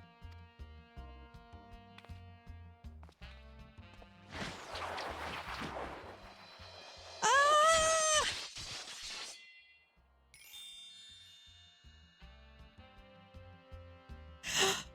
And so I ask, how do you feel, madam? Why, it's as if in but a single magnificent moment I traveled beyond the void and returned to life as the embodiment of all that is beautiful in this world. Could it be? Yes, it must. How else to explain such power? You are the one whose coming was foretold. You, yes you, are the Aesthetician. In the flesh, madam, I am Jandalane, crafter of coiffures so divine that Menfina herself doth begrudge my clientele their beauty. But let us speak of you, madam, for where a moment ago stood a fashion-challenged frump, now there stands a beauty reborn.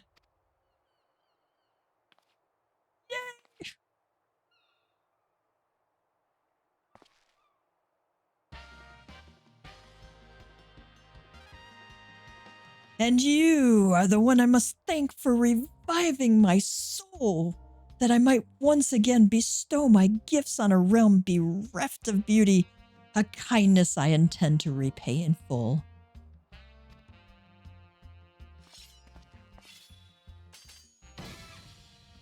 Do you fear that your own hairstyle is becoming passé?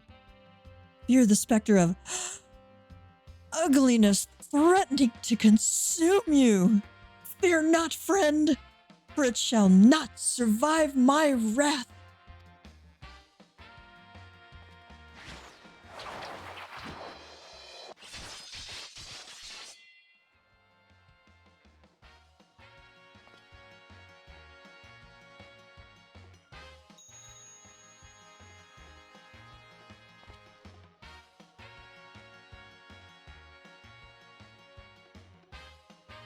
As the madam before you, as this very realm we call home, from an abyss of unfathomable drabness, you shall rise anew.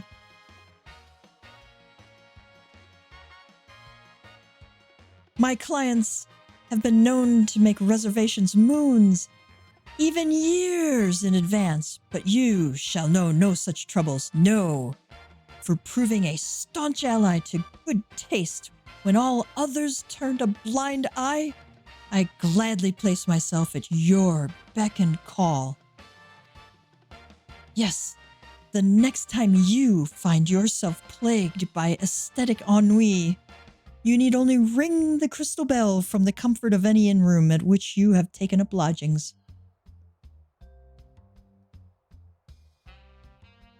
Dandelion shall hasten to the scene. Yes, in a flash. The dreary, uninspired life you have hitherto known shall end. You shall travel to the realm beyond and return to us as a beauty reborn. I give you this as a token of the trust between us. Treasure it, for it is the key to a world of aesthetic wonders ordinary men shall never know.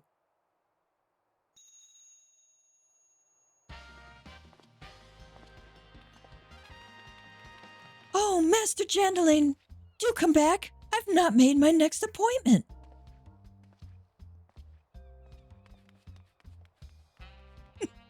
The dance, oh my god.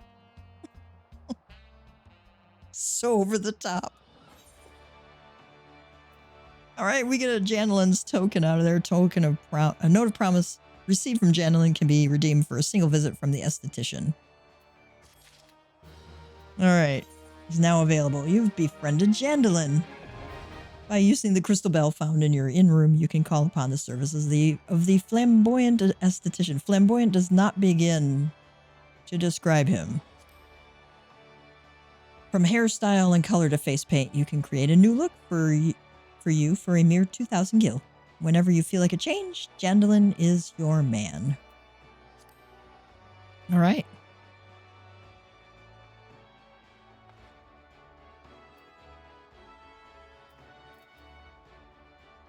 And let me see. I want to do talk to the retainer vocate.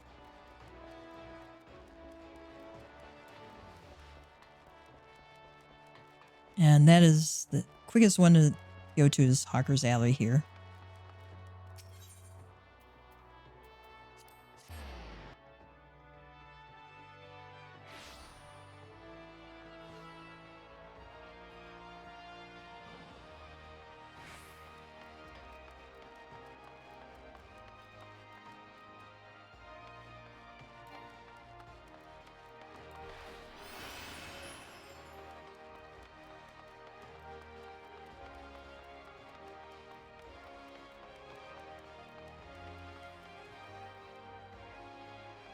There we go, retainer vocate. Greetings, I take it you have come to see me about a retainer. Let's hire one. According to our records, you may hire up to 2 retainers. Currently, you have no retainers in your employ. While customizing your retainer, you will be unable to communicate with players and engage in other activities. Hire a retainer, yes. Excellent. We have quite a few men and women on our list, so I invite you to describe the retainer you desire down to the most minute detail. Sure. What do we got? Midlander?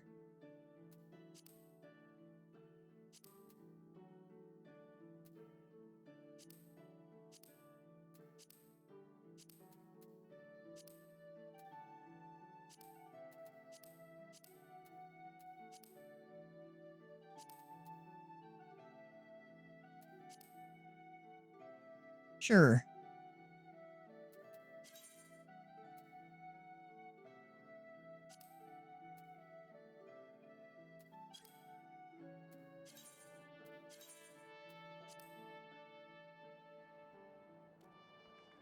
They have several retainers that are exactly as you describe. Oddly enough, they have strikingly different personalities. If you would be so kind as to state a preference, it would be most helpful. Let's see.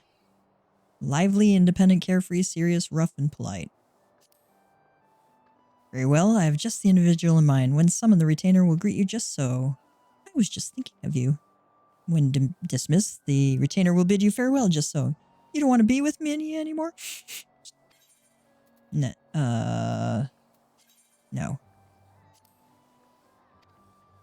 Ready when you are.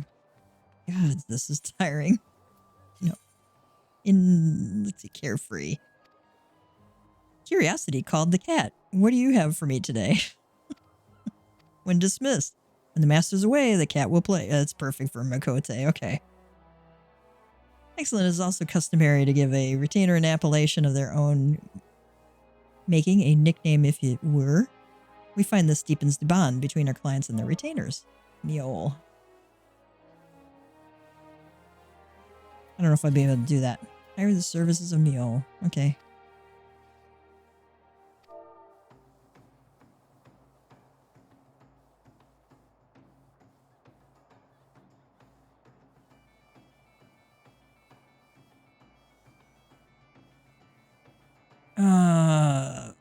Call her.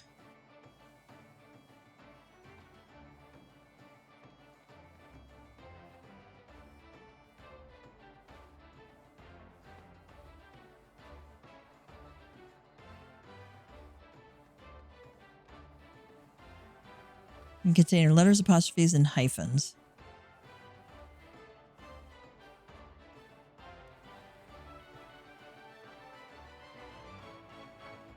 Did not realize this would be such a difficult choice.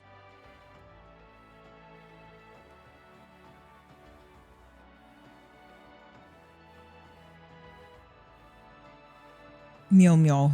Okay. Congratulations, Meow Meow is now in your employ. Alright. Hire a retainer.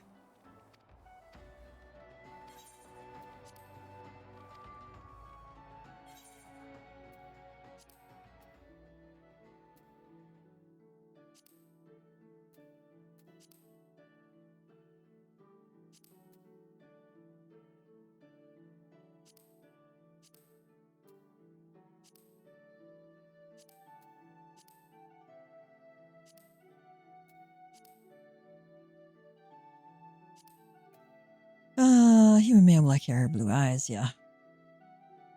I'm gonna change his hair, though.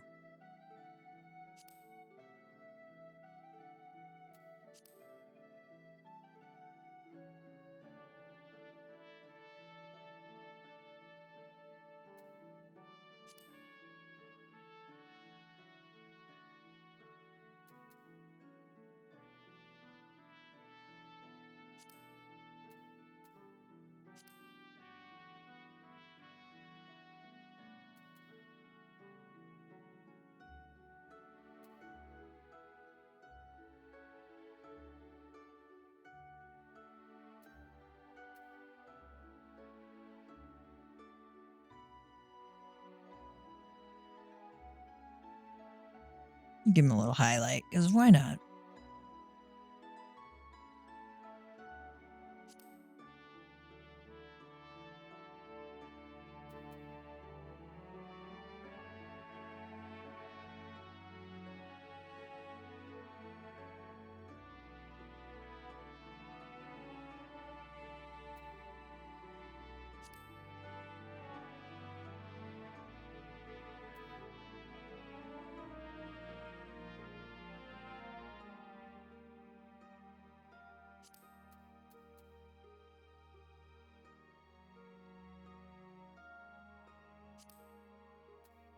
Yeah, I kind of like that.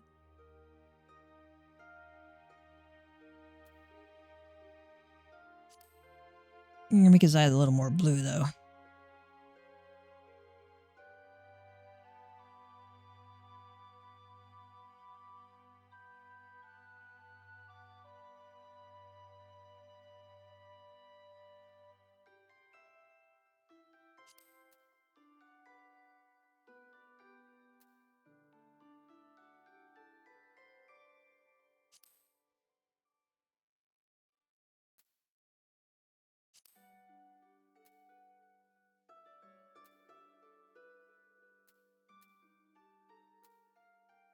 Sure. Okay.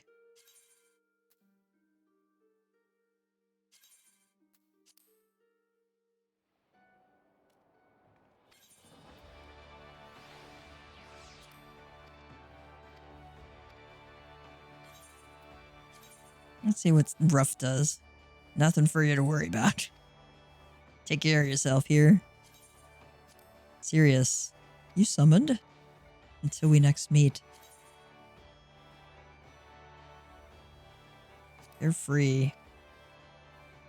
Yes, I hope this doesn't take long. Well, it's about time. Goodbye. Okay. They say different things if they're different races. I like the polite.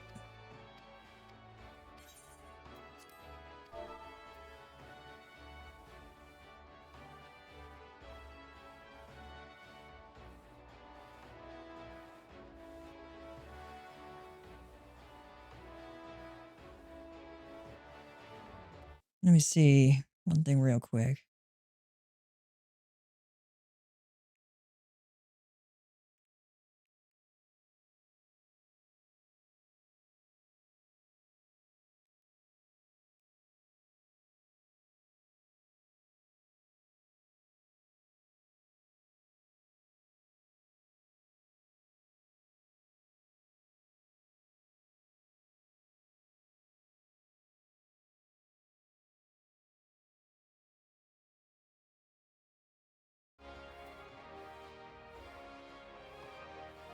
Giles. Oh, the name's not available.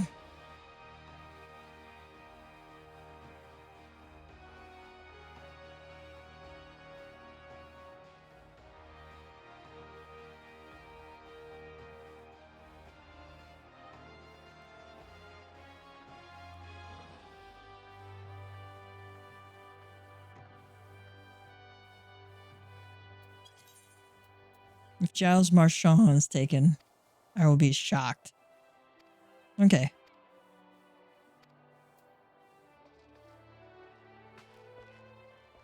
We have Giles and Giles Miol. Okay. I have no ventures. Okay.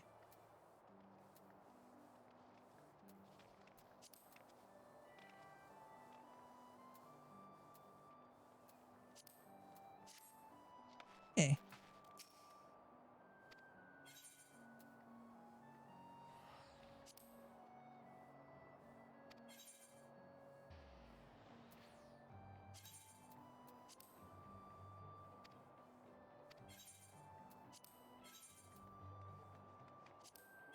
View market tax rates. Okay, so if you send your retainer to Ishgard Kugane Old Charlian Tulio Lal, you pay a lower market tax. I'm not sure what the advantage is to having him in Limsa or versus somewhere else, but there's probably somewhere on the internet, and somebody could tell me in the comments what the advantage is to having him assigned to one city-state versus another. Alright. I have no way to send him on ventures right now, because I don't think I can get any...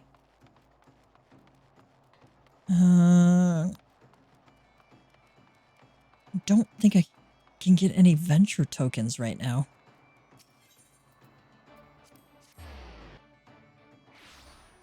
Or maybe I can. I don't know.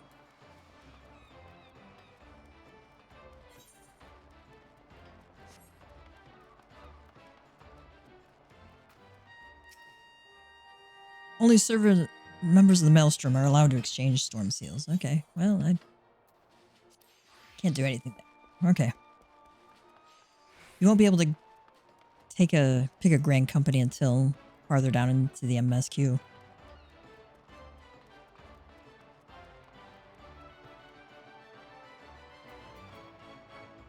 I want to see if I can finally unlock...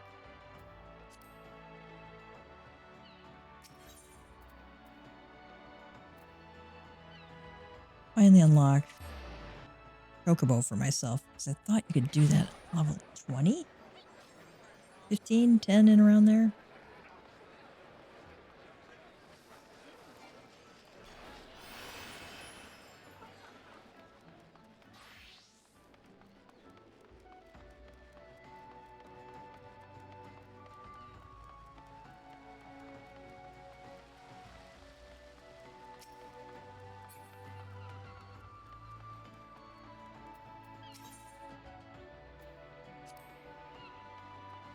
Oh, not yet. All right, let's go to Gridania. We're gonna go to Bent Branch Meadows.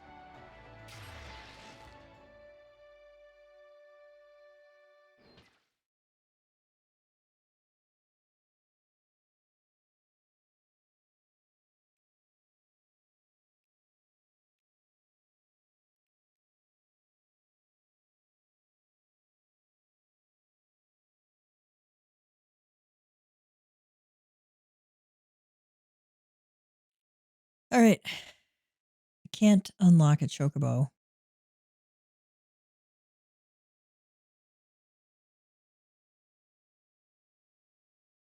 Until after I have decided on which Grand Company I can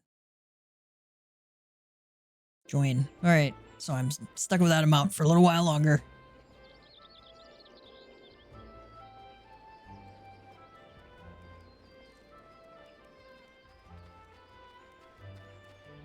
Here's something for you. Troubled Adventurer. Several adventurers are having trouble summoning their retainers. Should you wish to offer your assistance, you will find these troubled souls in Limsa, Gridania, and Ul'dah. The rewards will be the same regardless of whom you help, so do not hesitate to aid the adventurer of your choice. Something weighs heavily on the adventurer's mind. He's never ignored a summons before. Beg your pardon, sir, but would you be willing to aid a fellow adventurer? It's about my retainer. She hasn't returned from her latest adventure to Nine Ivies, and I fear something terrible may have happened. I would track her down myself if I could, but I have an important appointment I must needs keep. Mayhap you could go and search in my stead. Yeah. Let's, sure.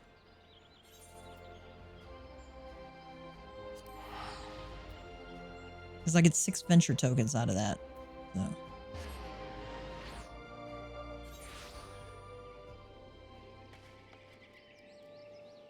Where am I at? I'm in the East Shroud. I wonder if I have anything in my hunt log here. East Shroud. Honey Yard. Just to the west. Nine Ivies, Raptor Poacher.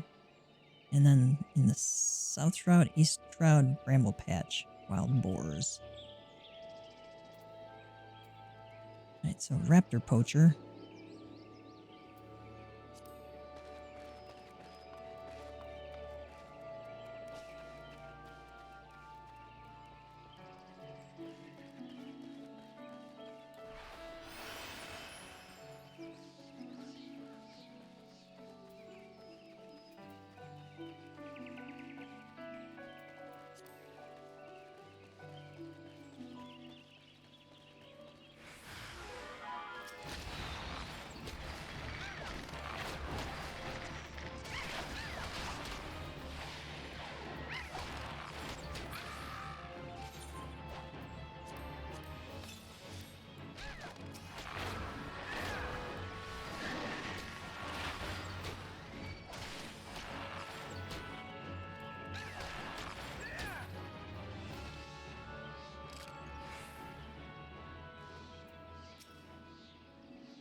Oh, it's Aider.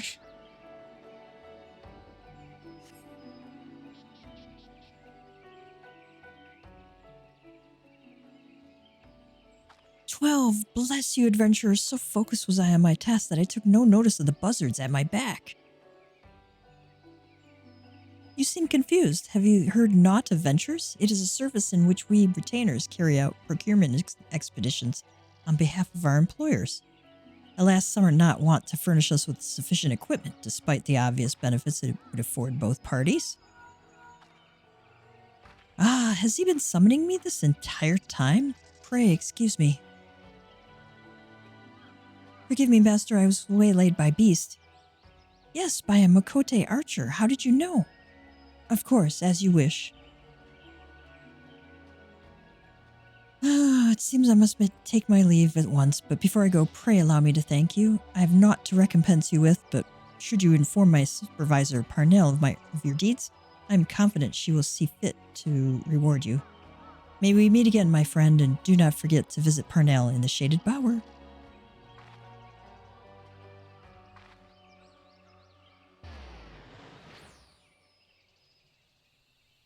All right.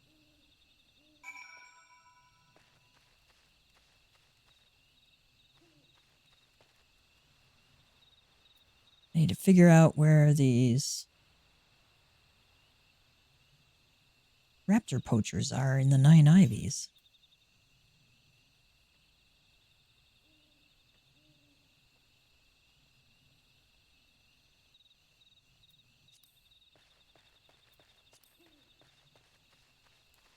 Wonder if they're over this way somewhere.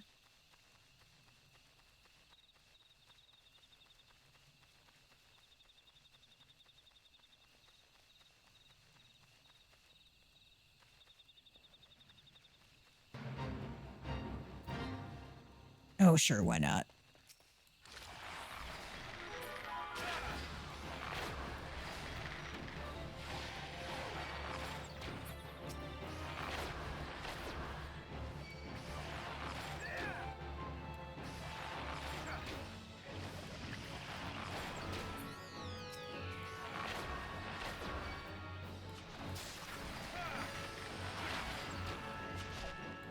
Oh, I didn't mean to hit the lemur. Lemur. Sorry.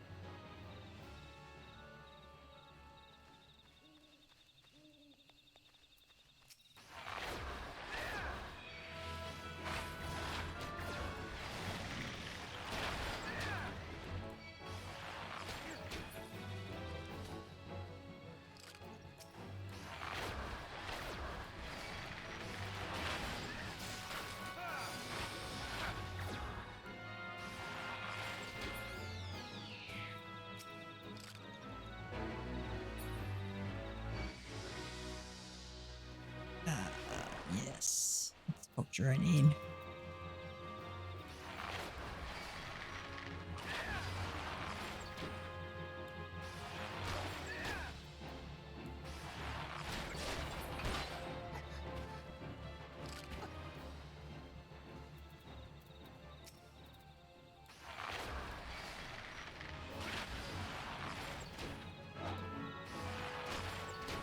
It's always nice to pull one at a time. Ah, crap. Couldn't stop it in time.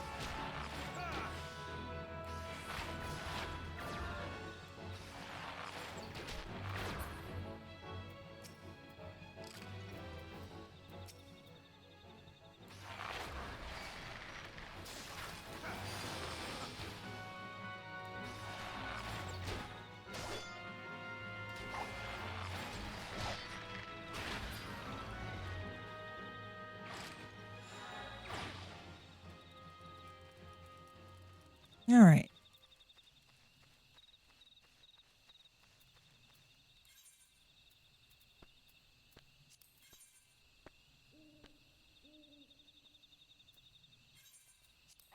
So, take a quick trip over to Hawthorne Hut, and we're going to go west. Find those Mandragora.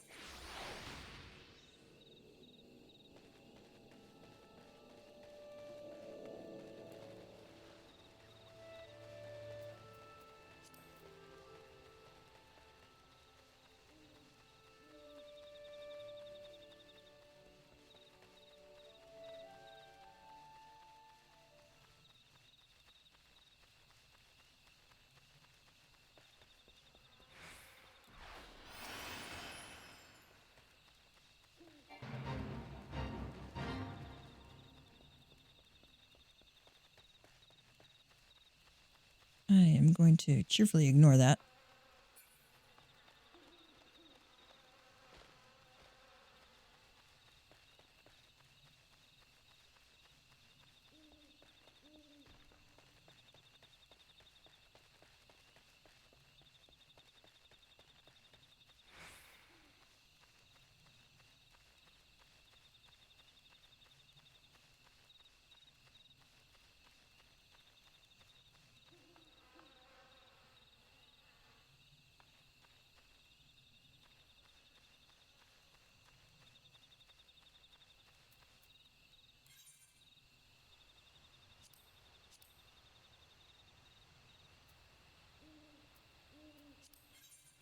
All right, where in the honey yard are they?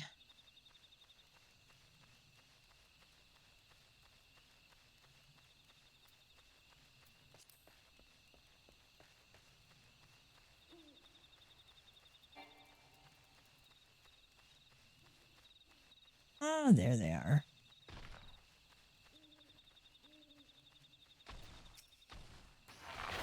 Now that sometimes they come attached to others.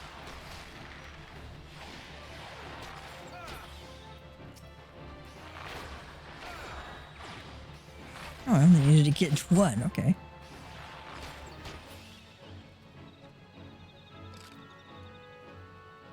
All right. And I think our last one is in South Shroud, East Shroud, Bramble Patch. Okay, so we can go north up here.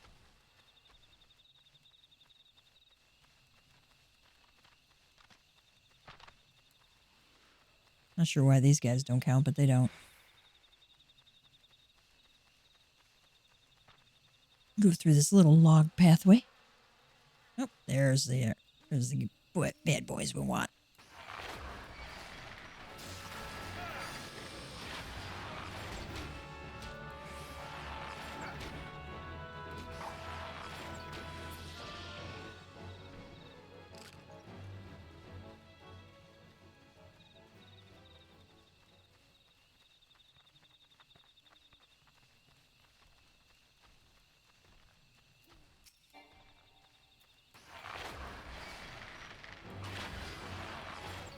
I need 4 of them. No, actually, I need 3 more.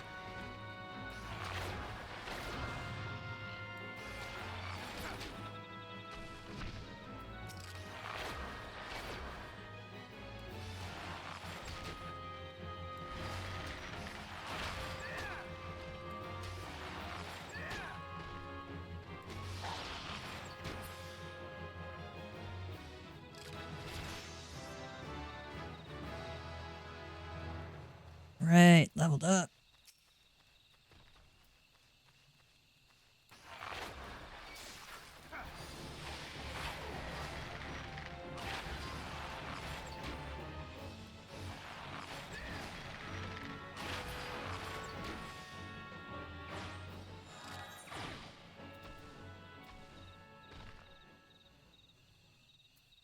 Now I need to go to the South Shroud, so let's go back and we'll go south.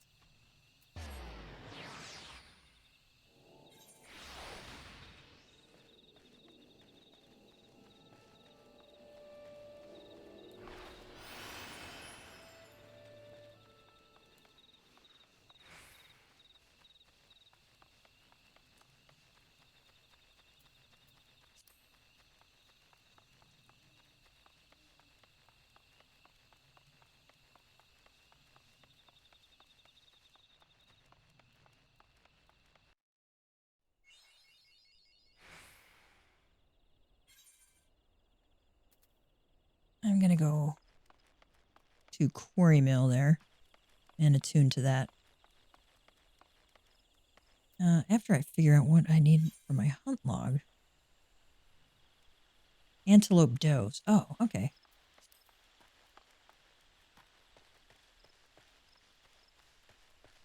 They're actually fairly close to Quarry Mill, if I remember right.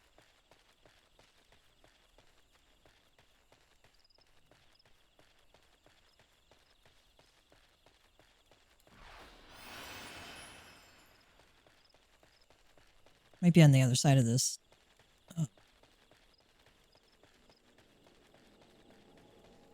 Of this outpost here.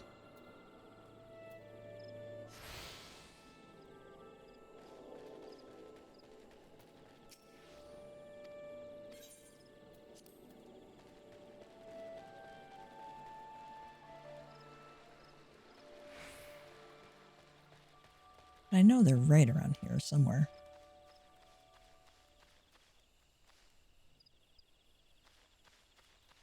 Ooh, these are level 35. Okay. We got lucky there. They weren't. They weren't stronger than that.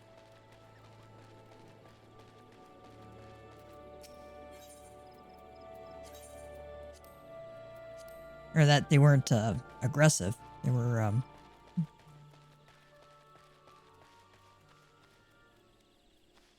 level 27.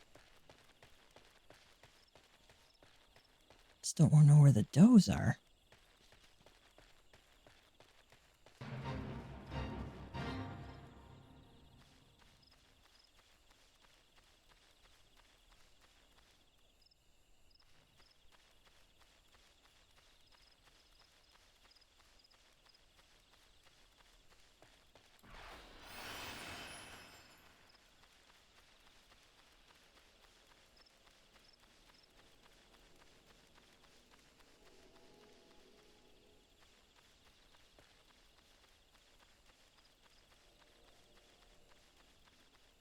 I could have sworn they were around here.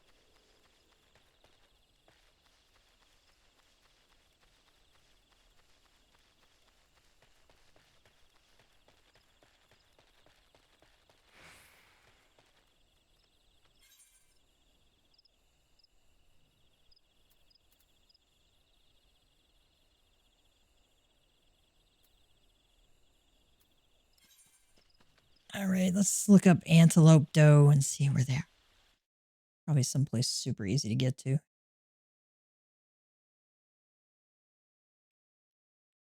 When all else fails.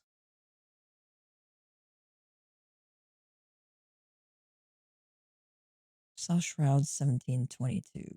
Oh, okay.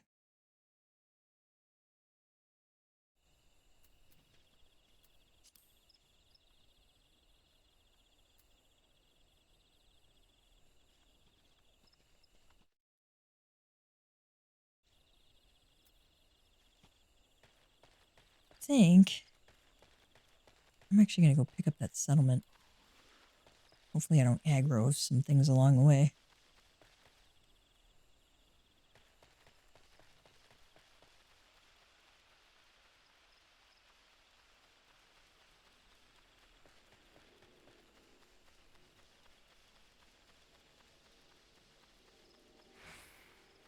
If we follow the path, we'll be okay here.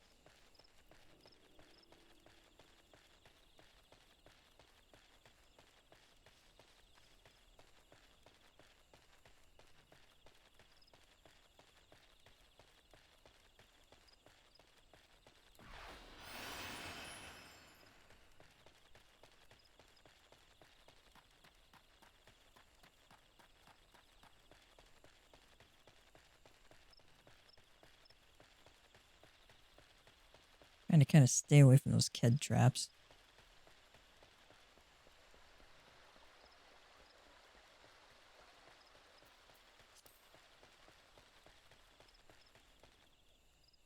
All travelers are welcome here, even you.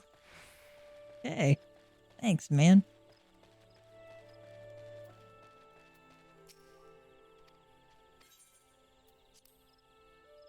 Alright, we'll see this place some more too. I think my does are right around here somewhere. There they are.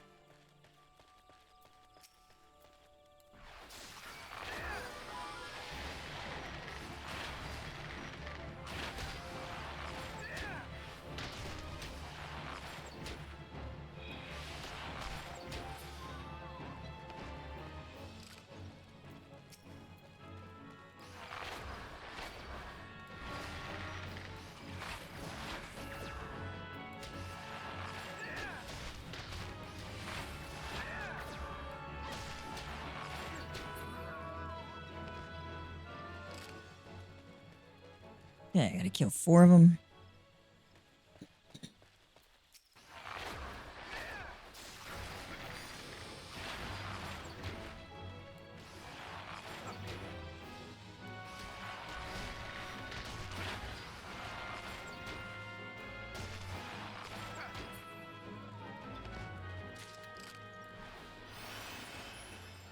Yeah, the thing about Peloton is you cannot activate it when you're in combat.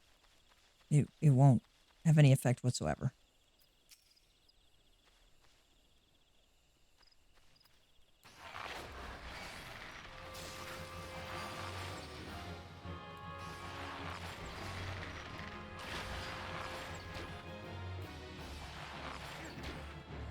Ah! So close.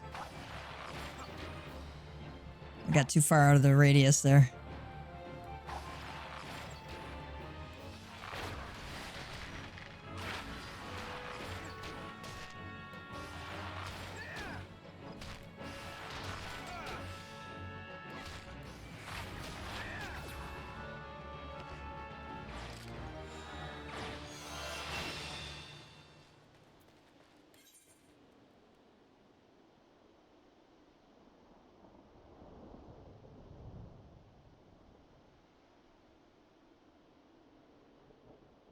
Alright, I am going to leave these for another day, because I'm tired. Speak with Parnell and Old Gridania. Let's do that.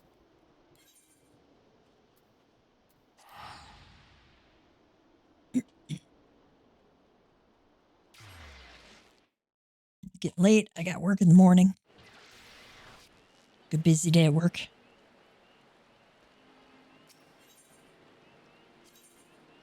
Oh, we gotta go find him at the Shaded Bower, so we'll go over there.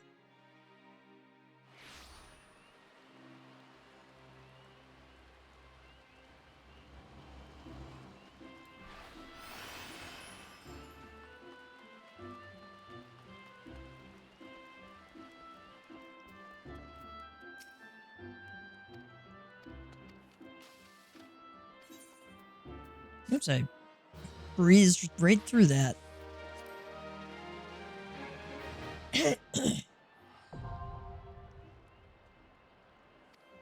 Summon the retainer you wish to send afield and follow the instruction to begin. Okay.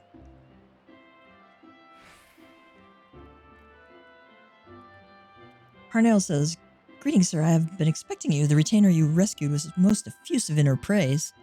Retainers are, of course, permitted to refuse a venture which they determine to be too dangerous. Alas, this particular young woman is new to the profession and was thus easily persuaded by her employer to accept."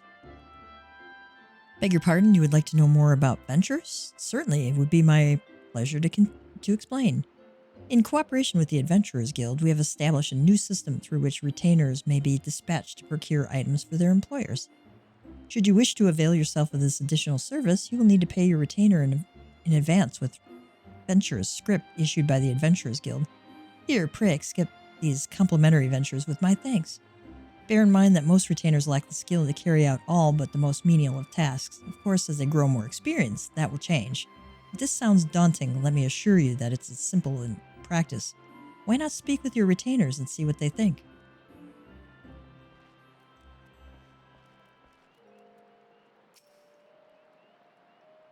Yay. You can send them out on ventures. Meow meow.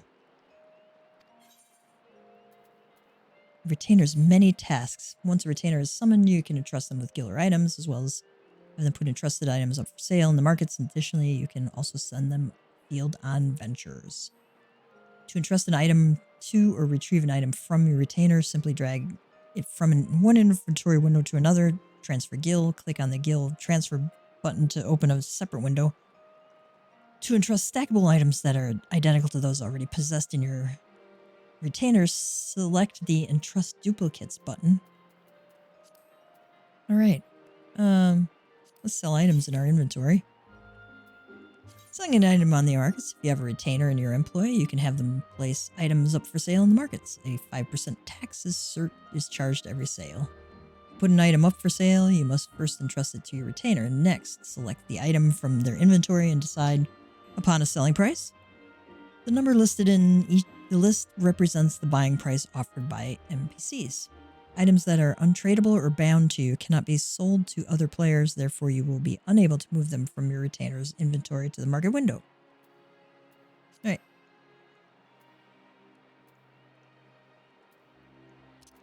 Do we want to sell ether? I don't know.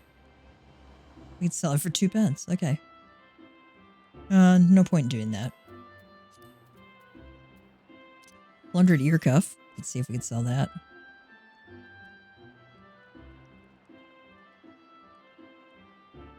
Sells for 10 gil. Might as well sell it then.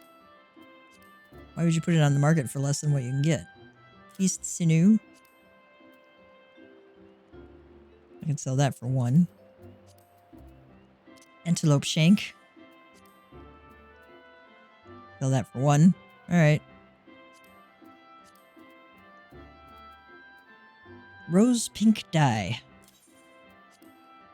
Sell that for 311. Yeah, why not? You know. Actually, I'm going to sell it for $5.99 because the lowest price there is like $600 for 99 of them.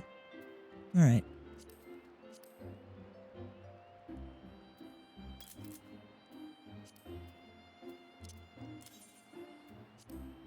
Bone white dye, $2.90 for the lowest. I'll do $2.89. Ice blue dye. Let's see what that's selling for. $4.40. You could buy it at the shop for $40.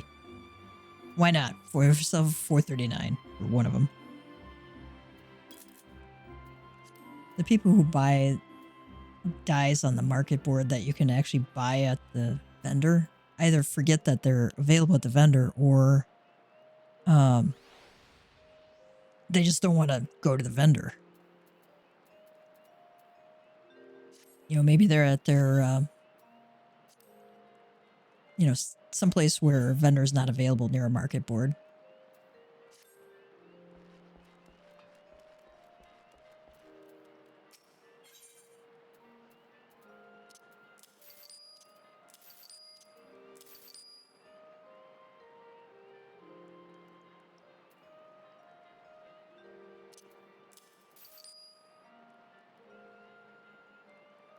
$100 staff. Do I want to keep that? No.